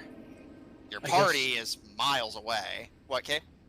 I guess technically a dog and cat chase? Yeah, technically. Although kobolds are half dogs, so I guess it's dog-dog chase. It's a dog-eat-dog world. Yeah, it's a dog-eat-dog. I know what our episode title is. Zephyr. Except he's a lizard. Well, he's half lizard. Zephyr, you are hidden from your pursuers for now, but you still have no idea where to go or what to do next. What would you like to do? But I can at least take a break.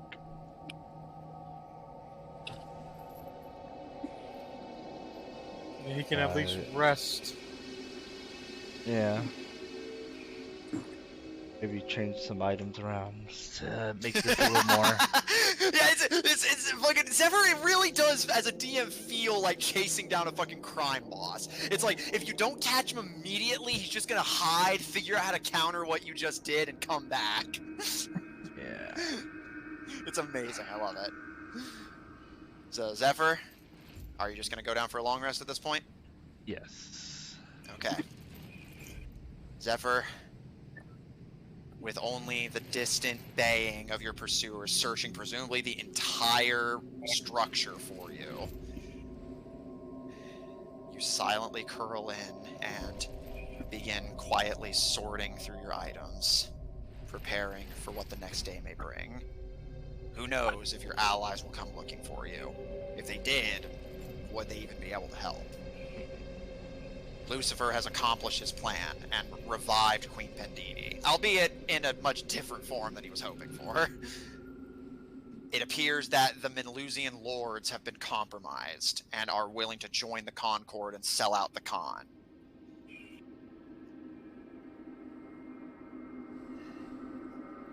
Meanwhile, Lucian, I know we did cover your long rest in the last session, but is there anything else we didn't note there that you would like to do? Well, I was going to note, how long has it been since Zephyr's been gone? At this point, he's been gone from your perspective for almost 4 hours, and nobody has come back. Not Lucifer, not Zephyr, none of the NPCs, nobody. Alright, so I guess she would be a little worried that they haven't come back since it's dark now, right? Oh yeah, it's well into the night. Your watch is about to end. I'm gonna send, let's see, who am I gonna send a message to? Let me, I might have to take a roll for this. If she will instinctively message Lucifer, or if she will message Zephyr. Let me... Zeffy. Zeffy. Yeah, Lucy or Zeffy? Or Zephette. Zephette! I can't get over that. Okay, let me bring up mine. They're also the Olsies. Oh, interesting. I'm going to message Zephyr. That is surprising. It's gonna be like, Just so you know, I rolled myself a wisdom saving throw for that, and I got a natural 20. All right. She's gonna be like, Zephyr, where the fuck are you? Yep, that's exactly what she's going to say. Zephyr? I get 25 words though, so I'm gonna use all of them. by all means. Zephyr, just as you're going down for your rest and beginning to sort through your items, you receive a message. Lucian? Hey, Zeph, it's been like 4 hours since you've been gone, and I hope you haven't died. Please respond. I think it does tell you if they receive it. Yeah, it does. So it's like, I'm not dead. Yeah. Yeah, Lucian, you do get that magical tingle. The message is received, so he's alive wherever he is. Zephyr, as you're beginning to sort through your items and you get that message, do you respond? It's free. It's free. So you say it like it matters to Zephyr's thought process. No, I know. Well, it's not free. I have to talk to you. That is the price you pay for sending with a cleric. Why now?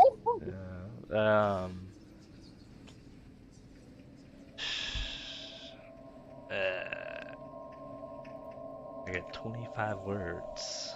Yes, sir. Use them wisely. I don't know why I immediately thought back to the sending stones. I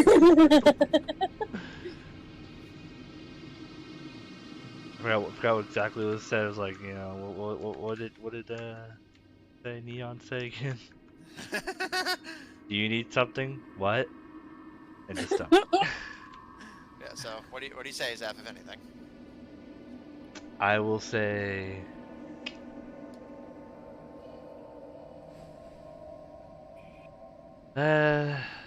Things are fine, and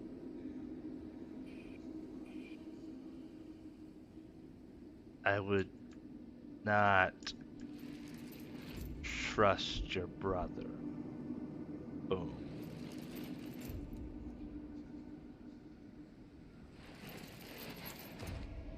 Okay. That the This- message, Zeph? Yep. All right. Alright. Was Zephyr giving a verbal mic drop? Boom. Yep. The message cuts early. Although you suspect that's more due to Zephyr's typical taciturnness. Yeah. being ambushed. Yeah, that's Zephyr just being Zephyr. I feel like that would really pick her interest. Why he would say something like that in a message. Are you sure you're okay? You sound tired or hurt. Do you need us to come for you?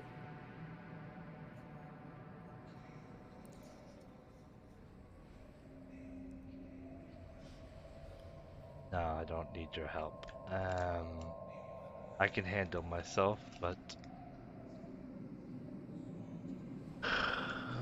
basically I'll be gone for the night.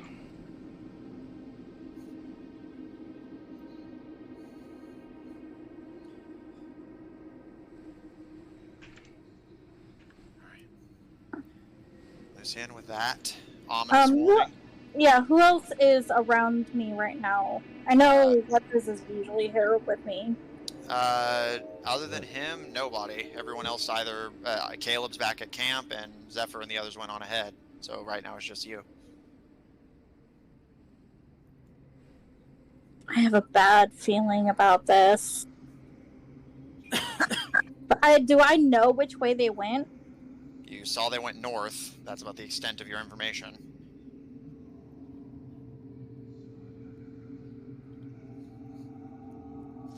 I might have something.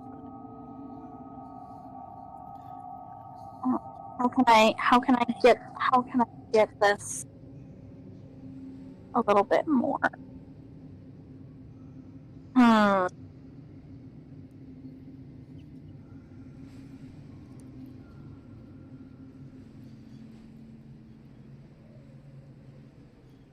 I guess I'm going to call my phantom speed. All right. You call your phantom. Because I just had a long rest, right? No. Remember, this is during the night. I see. Right before your long rest. Yeah. So you can intervene, but it will cost you your long rest. Let me look and see. Yeah, I'm okay with that. Okay. Lucian, you climb aboard your phantom steed. What do you wish to do? I'm gonna head north and just ride north and see if I can't figure out where they. Okay. Do you wish to be stealthy or just fast as you can? It has a speed of 100 feet and can travel 10 miles in an hour. That doesn't answer my question. Are you being stealthy with your steed? Or are you just gonna burrow through? I'm just gonna. Yeah! Okay. Lucian, with a yeah, you begin to dart with your ghostly steed over the Badlands. And you're just past a minute out when you hear coming from Bullhammer behind you. Motherfucker. A war horn sounds. Just keep going. Like I'll lay low to my horse and just whisper to him, keep running.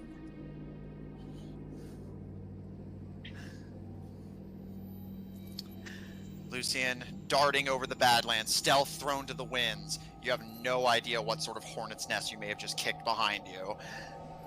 You dart over the Badlands, and eventually you see ahead of you that same abandoned farmland that Zephyr had found.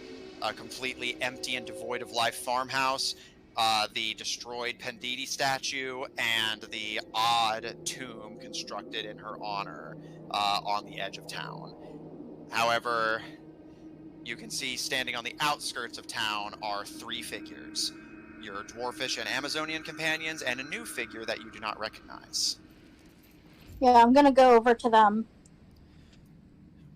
You speed towards them, and you see your 2 friends, Autolycus and Nikong. Nikong gives you a bow, but Autolycus looks over your shoulder. Fuck. We heard it from here. I'm sorry, I had to take the risk. I have a terrible feeling. The 3rd figure that you do not recognize, standing next to the dwarf, speaks up. Well, if you want, I can make your terrible feeling into a terrible fact. I look at them. Who is this? Do I know them?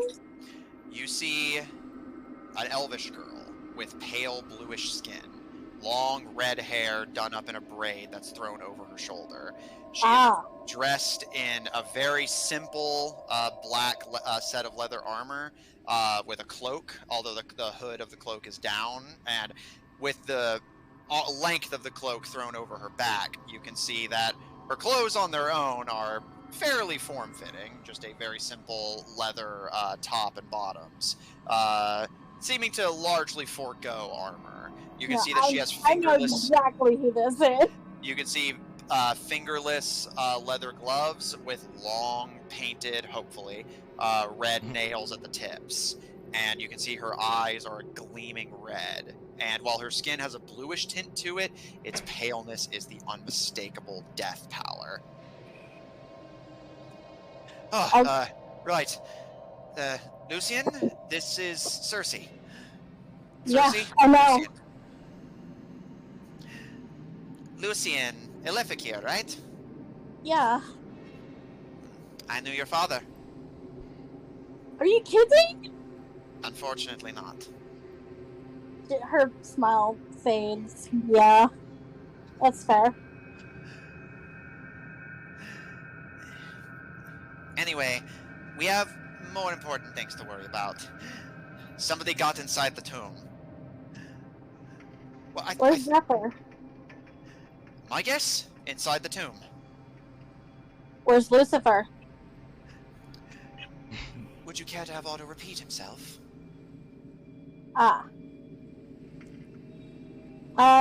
You guys want to go? Let's go. I'm tired as fuck, but let's go. Otto looks nervous, but looking at the pyramid, finally gives a kind of nervous nod. All right, but wouldn't you rather wait for the rest of your friends to be here? She kind of looks at the pyramid. I love my brother, but I don't trust my brother. There's something going on here. Cersei kind of stares at you for a moment before looking down at Otto. I see what you mean. Very well. We cannot let her enter that damned place alone. We must go together. I got a bad feeling about this. Yeah, you and me both. And Lucian, you take your first steps towards the Penditi burial tomb.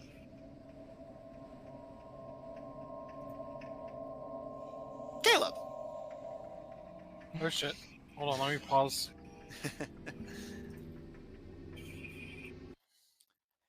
You get a long rest. Yeah. Oblivious to anything that may or may not have happened across the peninsula. I mean, I feel like even if he went straight there, we probably still wouldn't have gotten there before this hit the fan. Oh, yeah, no. Yeah, no, definitely not. Granted, you would have gotten close, but still not. Anyways. You awaken. And you can see your father and Rahutai are already in deep conversation. But as they see you waking up, Bernard kind of pats Rahutai on the knee and nods Did towards you. Did Caleb hear what they were saying as he woke up? Roll perception.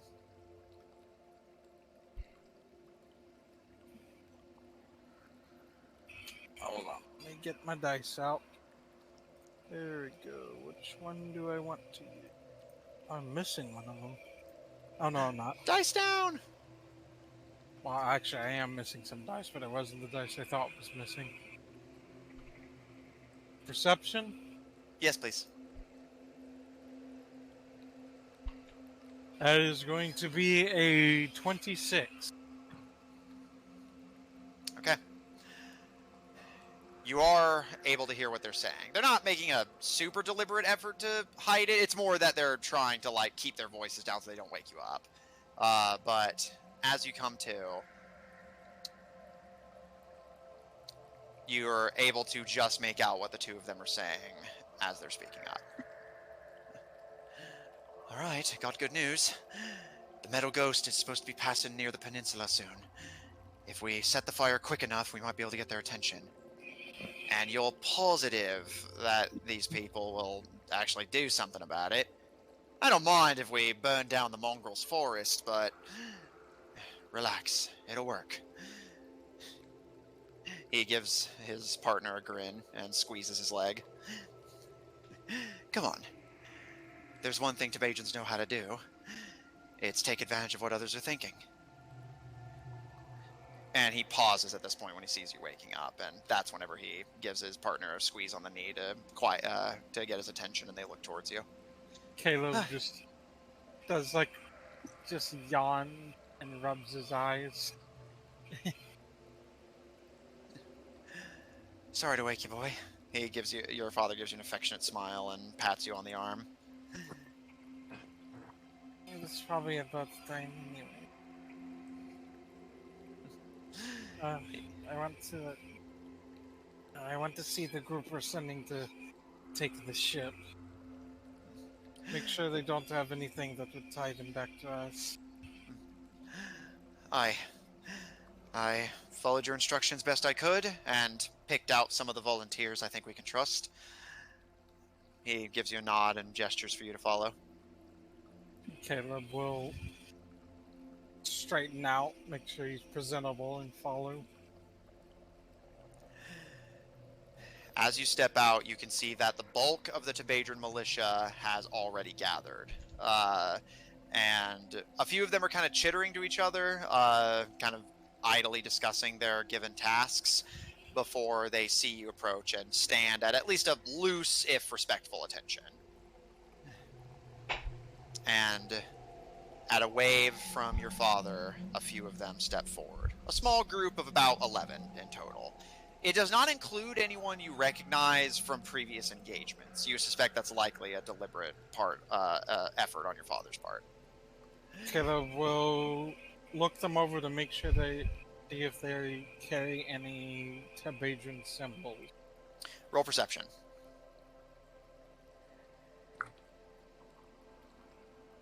Okay, that's going to be a 21. Caleb, you take your time to size up your troops. While they do, of course, carry their usual armaments, short swords, daggers, and crossbows. Well, I'm assuming those are pretty nondescript. No, yeah, they're like... Other than that, and of course their leathers, but again, which are not exactly marked, they do appear to have done a fairly decent job. In fact, you notice many of them have gone to the trouble of swapping out their typical leather armor sets for scavenged sets, improvising armor out of what they managed to take off of the orcs when they took the town. While it is rather loose-fitting, it gives them the impression of being almost like orc mercenaries than Tabadran bandits. Other than not being green of skin. Well, like I said, mercenaries. Fair enough. Caleb's like, looks like they prepared well. Yeah, not bad. Maybe you can teach a little mangy dog new tricks. Watch it. Those are my mangy dogs you're talking about. Yeah, and you got the most fleas of all, mate. Caleb will just kind of address the 11. Like, so all of you understand what you are going to do, right? One of them speaks up. You notice he is a rather short, he looks dwarvish, but is of human height. He just has that kind of dwarven face to him. Thick mutton chops that go into a pointed beard, dark hair that's a little bit graying. But other than that, is actually dressed fairly well. He appears to have stolen some fairly aristocratic clothes, but he has foregone his usual top hat in favor of course, the oversized set of orcish armor that is strapped to him with rope and various. You can even see some of them are sticking it to themselves with honey. We understand the mission, Your Majesty. Wait for a ship to get close once the fire's set. Sneak aboard and take it while it's unguarded. Once we've secured it, use the armaments to keep the sailors at bay while the rest of the militia gets aboard. Get behind Barbaris' troops before they even realize what's gone wrong. And whatever happens, the Sardom doesn't find out that we're Tabadran. That about the size of it? More or less, yes. You understand if you are taken captive in this effort, we won't be able to claim you. He kind of stares at you for a moment, and in a moment of poeticism you wouldn't expect from a Tabadran, after a moment of silence, whatever awaits us, we are prepared to meet it, Your Majesty. What is your name? He looks a little surprised at being directly asked, but eventually does give you a small bow of the head. Ward, sir. Ward Kickham. Notes. I want Caleb to specifically remember these names. So what was his name? Ward Kickham. Like, I'll put it in chat. if you find it a bit odd, I think for something this important, I should at least know who I'm sending. At this, he gives you a slight... It seems like a smirk, but it does seem to be at least semi-sincere. Then you're a better king than most. As he looks to your father, who, to your surprise, actually kind of scowls at him. Huh. I think Caleb will ask the one next to him, and I think you know, like, what Caleb... Yeah. He's gonna ask each of them their names, so it's not like he's just sending faceless people in. Mm-hmm. You head down the line and get names from each of them. For the most part, given the danger of a mission like this, most of them are some of the more loyal Tebadrians who are willing to put themselves on the line. While yes, there is a great promise of loot, especially because you don't recall telling them this, but they seem to be of the understanding that as the people who take the ship, they get first dibs on anything inside. I mean, that's fair. You do nothing to dissuade them of that notion. Yeah, I think Caleb would find that a fair trade. You take the ship, you get first pickings. Besides, I think, doesn't the King of Tebadra get a cut of it all, anyways? Yes, if should you choose to take it, of course, but yes. So he's not worried about it. Eventually, Caleb, you have your 11 assembled. With you, these 11, your father, and Rahutai. That brings you to a total of 14 for this mission. The rest of the militia will set fire to the jungle to lure the sailors of the Sardom out, and then once they're far enough out that they can't get back to the ship fast enough, circle around them and get to the ship once it's secured. Both sides have to play their part perfectly. Is there any words of inspiration you wish to give to your troops before you set out to this task? I think he'll keep it simple this time. Remember, this ship is not just a ship. It is our key. A key to raiding towns that have never prepared for us, never seen us before. Places that will never expect us. Maybe even the crown jewel of Barbaris itself, if all goes according to plan. You can see quite a few of the Tebadrians look to each other with wide grins on their faces. They're like imagining, I believe it's called, what's it called? The capital? Oh, Toradana. Yeah, I guess they're all imagining what riches could be in Toradana. Yeah.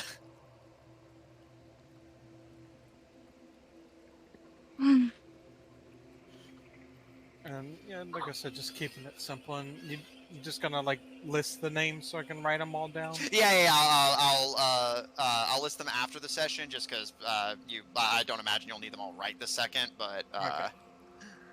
Yeah, Caleb's just like he wants to know who he's, I guess, taking with him. Which No, yeah, that's fair. Like I said, how long I'll list the does it names take for after the Caleb session. to make a disguise again? It won't take too like just a few the minutes feature. with the disguise kit. Yeah. Oh, yeah, because he has a feature link. Do I Okay, have a take a- disguise kit? Oh yeah, as an assassin, yeah, you should have a feature for that actually. Oh, You do not have a disguise kit on hand, but let me check your features here, because yes, Austin is right. You should have something for this. You would need 7 days to make a disguise that cannot be seen through, but you can use shorter time to make one that could possibly be seen through. But of course, So basically, I could do a quick effort that I'll have to roll on, right? Yeah, which, given that you don't have a disguise kit, you would have to rely on just things that are around you, like mud and fruit juice. Which could, of course, people have done it in the past. You could convincingly at least hide your face that way. think Hunger Games, a man hides in mud. I guess Caleb will just have to play things carefully. Okay. But it does. Well, I guess his father wouldn't be very well known outside of Tundra. Yeah, especially since, legally speaking, he's been dead for like a decade. So yeah, that's not a concern. So really, it's just it's only himself that Caleb would be worried about. So he's gonna have to play things carefully. Yeah. Because he would be instantly recognized if someone got a hold of him. Yeah, which, given the political situation between you and Sardom, is a tricky situation. Yeah. Not recognized. This is at why least. Caleb was kind of thinking of not going himself, since he's so recognizable. It's up to you. Caleb will, pull his father aside and say, You didn't expect... Were you expecting me to go along with this? Go along with it, or... Well, you know... I am kind of the king. I'm kind of a lot more recognizable. Oh, you mean like going with us? Well, I mean, you certainly don't have to. In fact, honestly, and he looks to the soldiers, I honestly kind of trust them to do this more. Ooh. You don't trust me. No, don't misunderstand me. More what I mean to say is, I trust them more to do this with someone like you keeping an eye on them. Remember, these people, they're going to look for any excuse to wander off and accidentally do a little bit of raiding. And with you there keeping an eye on them, that might keep them in line. But understand, if you're with them instead of with me, if you get caught, you can't let them make it back alive. Hold on, I'm confused. Is he talking about Caleb going with them to do the... He's basically saying you don't have to go with them to the ship. In fact, he actually thinks it'd be a good idea for you to go with the people in the forest instead. But if you're seen in the forest, you have to shoot anyone down that sees you, because even if you take the ship successfully, they will be able to, make it back once the tide settles and report back that they saw you. Whereas if someone saw you infiltrating the ship, you were probably going to kill them anyway. That's true. So basically, if you're caught in the forest, that's way more casualties than if you were caught on the boat, which is just the same number of casualties, you just lose the element of surprise. Basically, you're gonna have to kill innocent people because they saw your face. 100%, yeah. You're literally luring people in who want to help Darkrai so that you can kill them and take their shit. Oh, I see. Can't let them see your face unless you can hide your face well enough. I mean, I think he has a cloak with a hood, but obviously that won't help if they look right directly at him, but it'll help from, like, the side and rear and stuff. Keep his head down. Caleb just looks to his father and is like, well, what do you think I should do? He gives you a smile and puts a hand on your head. You want my counsel, to be honest? Well, I've already told you what I think you should do, but he kind of gives that kind of playful smile and tilt of the head. Since that's not exactly an option, we're working with what we got. That said, he kind of bites his lip in thought and looks over the assembled militia before, again, addressing you quietly so as to not be overheard. Obviously, the decision comes down to you, boy, but you want my best advice. Give them orders. Give them a reason to listen to you, and I think you should go on ahead. Cross the peninsula on foot. Rahutai and I can get the army to the front lines. We'll wait for a signal before we strike, but we need you to be certain, but... And he looks past the rubble of the manor at the distant jungle. I heard war horns last night. Someone in the Citadel saw something. Might have been nothing. There are bandits crawling around that aren't affiliated with us, but... well... And he flexes his metallic fingers. I've learned to stop accepting coincidences as just that.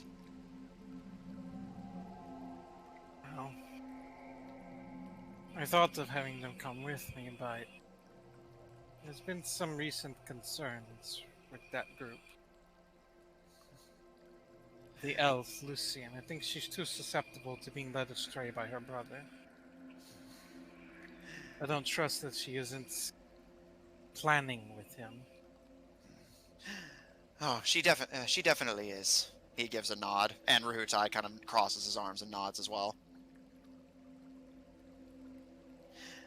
But And he gives you a grin and gestures between the two of you with his metallic fingers.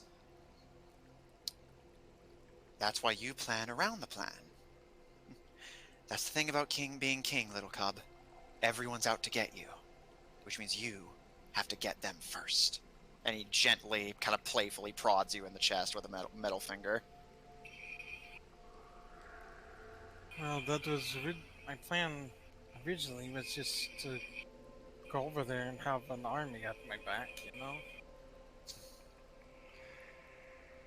But obviously that we had to get a little creative with that. He gives a smile. I thought she was going to try to spring something, this temple that her brother wanted to go to, so I thought I'd come back here, get the army, and by the time I cross, she'll have already done it, and at that point it'll be, well, at that point I will have nothing stopping me from just, well, getting rid of them. That's my boy. I think I'll try to help with this. Hey, At least follow my plan to some extent. Don't get me wrong, I do genuinely hope that my feelings are wrong on this matter, but maybe she's even trying to trick him. I don't know. Could be possible, but I wouldn't bet on it. Feelings are what put me in a cell.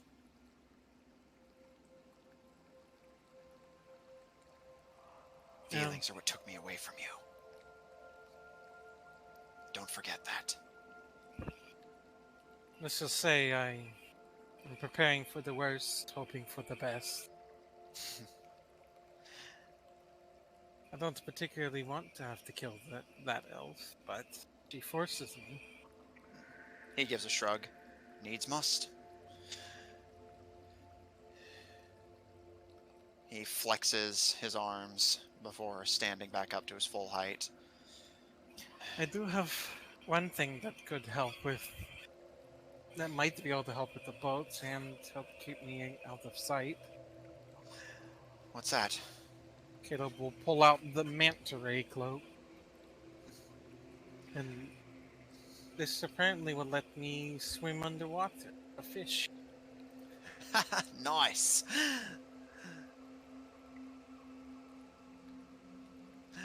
Well, certainly would be helpful. We'll lure them to shore, see if you can't climb aboard and do what you do best. We'll take out the rest of the crew. Well, there should be plenty of gunpowder on board. We'll figure out something to signal the rest of the army to join us. We'll just have to make sure it's ready to sail by then. That's why we're going with as many as we are. Just enough to get the ship moving, not a man more. I hope that we can maybe, whenever we get to the other side of the water, we can maybe hide the ship. It might be useful if after Theodana falls, if Bohammer still remains defiant, they probably wouldn't expect us to come out of them. Now you're thinking. He gives you a smile and tousles your hair. No, Well. maybe this ship can be the first of a new Tabadran fleet. Oh, wouldn't that be something? Imagine that. Debadra takes to the seas. Chase Brother Ares out of our waters. Oh, that'd be something. He licks his lips. I thought you liked the Nassau pirates. You used to tell me stories about them all the time. He gives you a smile and pats you on the shoulder. Dear cub. Have you ever heard from the boys you hang out with? You don't love it, you just love the idea of it? So you like its idea? I do. But they're going about it the wrong way. And who knows? Maybe we can educate them. Wow, it'd be amazing if I could see, the actual Nassau. I wouldn't even worry of it. Don't you worry. He places a hand on your shoulder and looks you in the eyes with a wide, happy smile. Once this is all over, I'll take you there myself. We'll see it together. And someday, it'll be you on the throne, where you belong. Where Man, we belong. And Caleb's father is nothing if not ambitious. Yeah. He thinks what Nassau is doing wrong is that they elect their king. He thinks that he deserves to be king because he is a Vey. Yeah. Or a Lev, rather.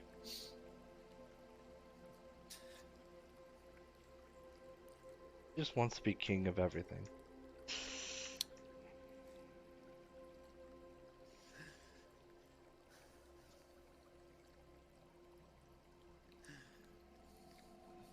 But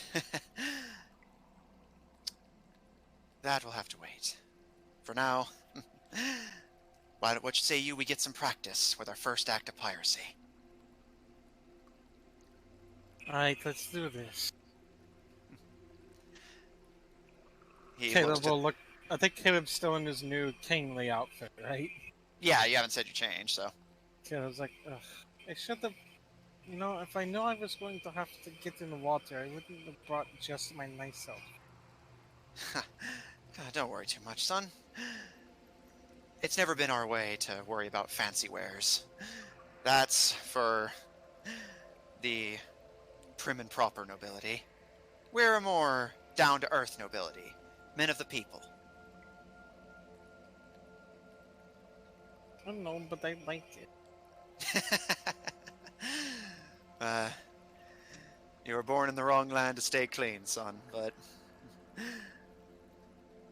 Once Toradana is ours, I'll make sure you get the biggest, nicest bathhouse.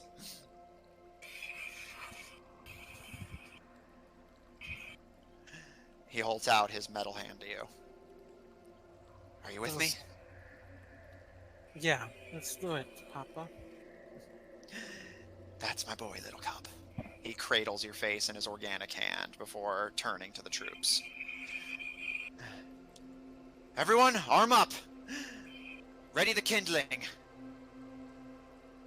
Dark Rise burns. A cheer rises among the troops as they raise their crossbows, machetes, and daggers in the air as... Wait, what are you doing? What we agreed on. The jungle burns to bring the ship to shore. Wasn't that the plan?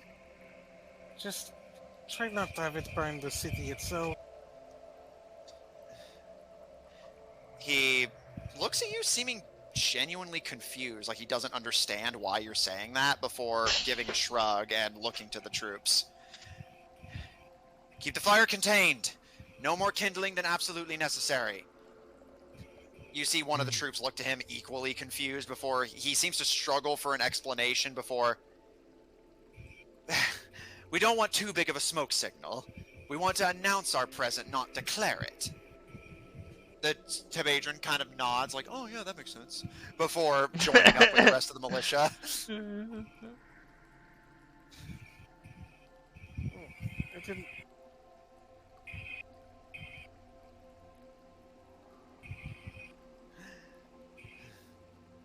Something wrong, little cub? I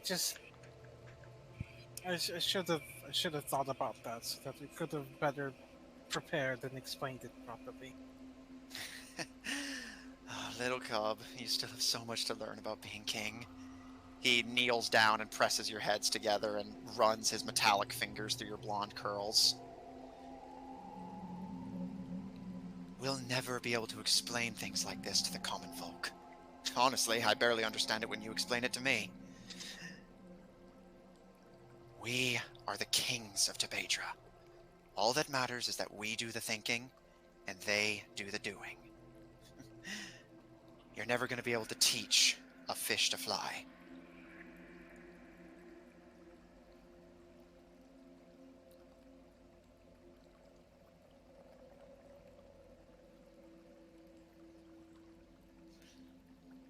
Well, luckily we're not swimming around like fish, right? Yeah, not yet, mate. Well, other than, you know what they mean. He kind of playfully giggles at you, but moves on to let you and your father have your moment as he looks back to you. You're going to do great, son. You were destined to do great things. It's in our blood.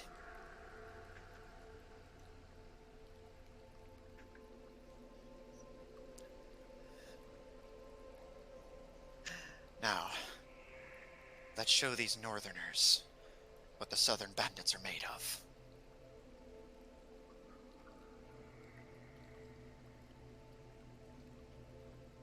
I guess Caleb will switch to we'll put on the manta ray cloak. I believe he still breathes on land normally. Yeah, it doesn't give you Yeah. gills, it just basically lets you breathe underwater. Yeah. And with that, your father takes your hand in his and smiles to you before the two of you lead the Tebadran march into the Frappe jungle, ready to burn what stands between you and your target. And that is where we're going to end tonight's session.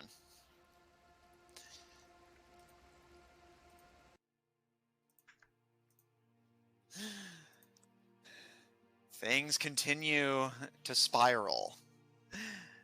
Zephyr is trapped on a Eldritchian tomb of altered gravity with new and old enemies alike. His only reinforcements have abandoned their watch and their chance of sleep to come to his aid.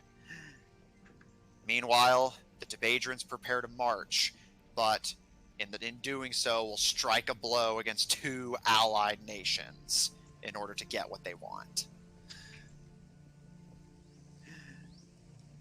As Caleb's father pushes him further and further towards doing what is necessary to keep the throne. One cannot be a good man and a good king. Check out our website at officiald5hub.info. Down for maintenance at the moment, but soon to be resurrected from the grave like a filthy necromancer that is on their way to rescue the party's rogue. Check out our link in chat to join our official D5 Discord server if you want to hang out with us directly.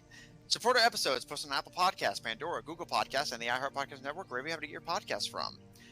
For our audio listeners, catch us live on Tuesdays at 7 o'clock Central Daylight Time on twitch.tv/Odd Tornado Productions. Check out Odd Tornado Productions official on Tumblr to find links to our other works, including His Majesty's Twitch channel at twitch.tv/Killer5. That is 5 with a PH, don't get it wrong. If you don't want me sharing this, please say the word, but I believe you guys said you're going to be doing Borderlands, right? Next time, sounds like. Yeah, I'm on a bit of a Borderlands kick. Yeah, so tune in this week if you want to see them playing some Borderlands. It's a lot of fun. If you enjoy what we do, please support us on Patreon. That link to be posted as well.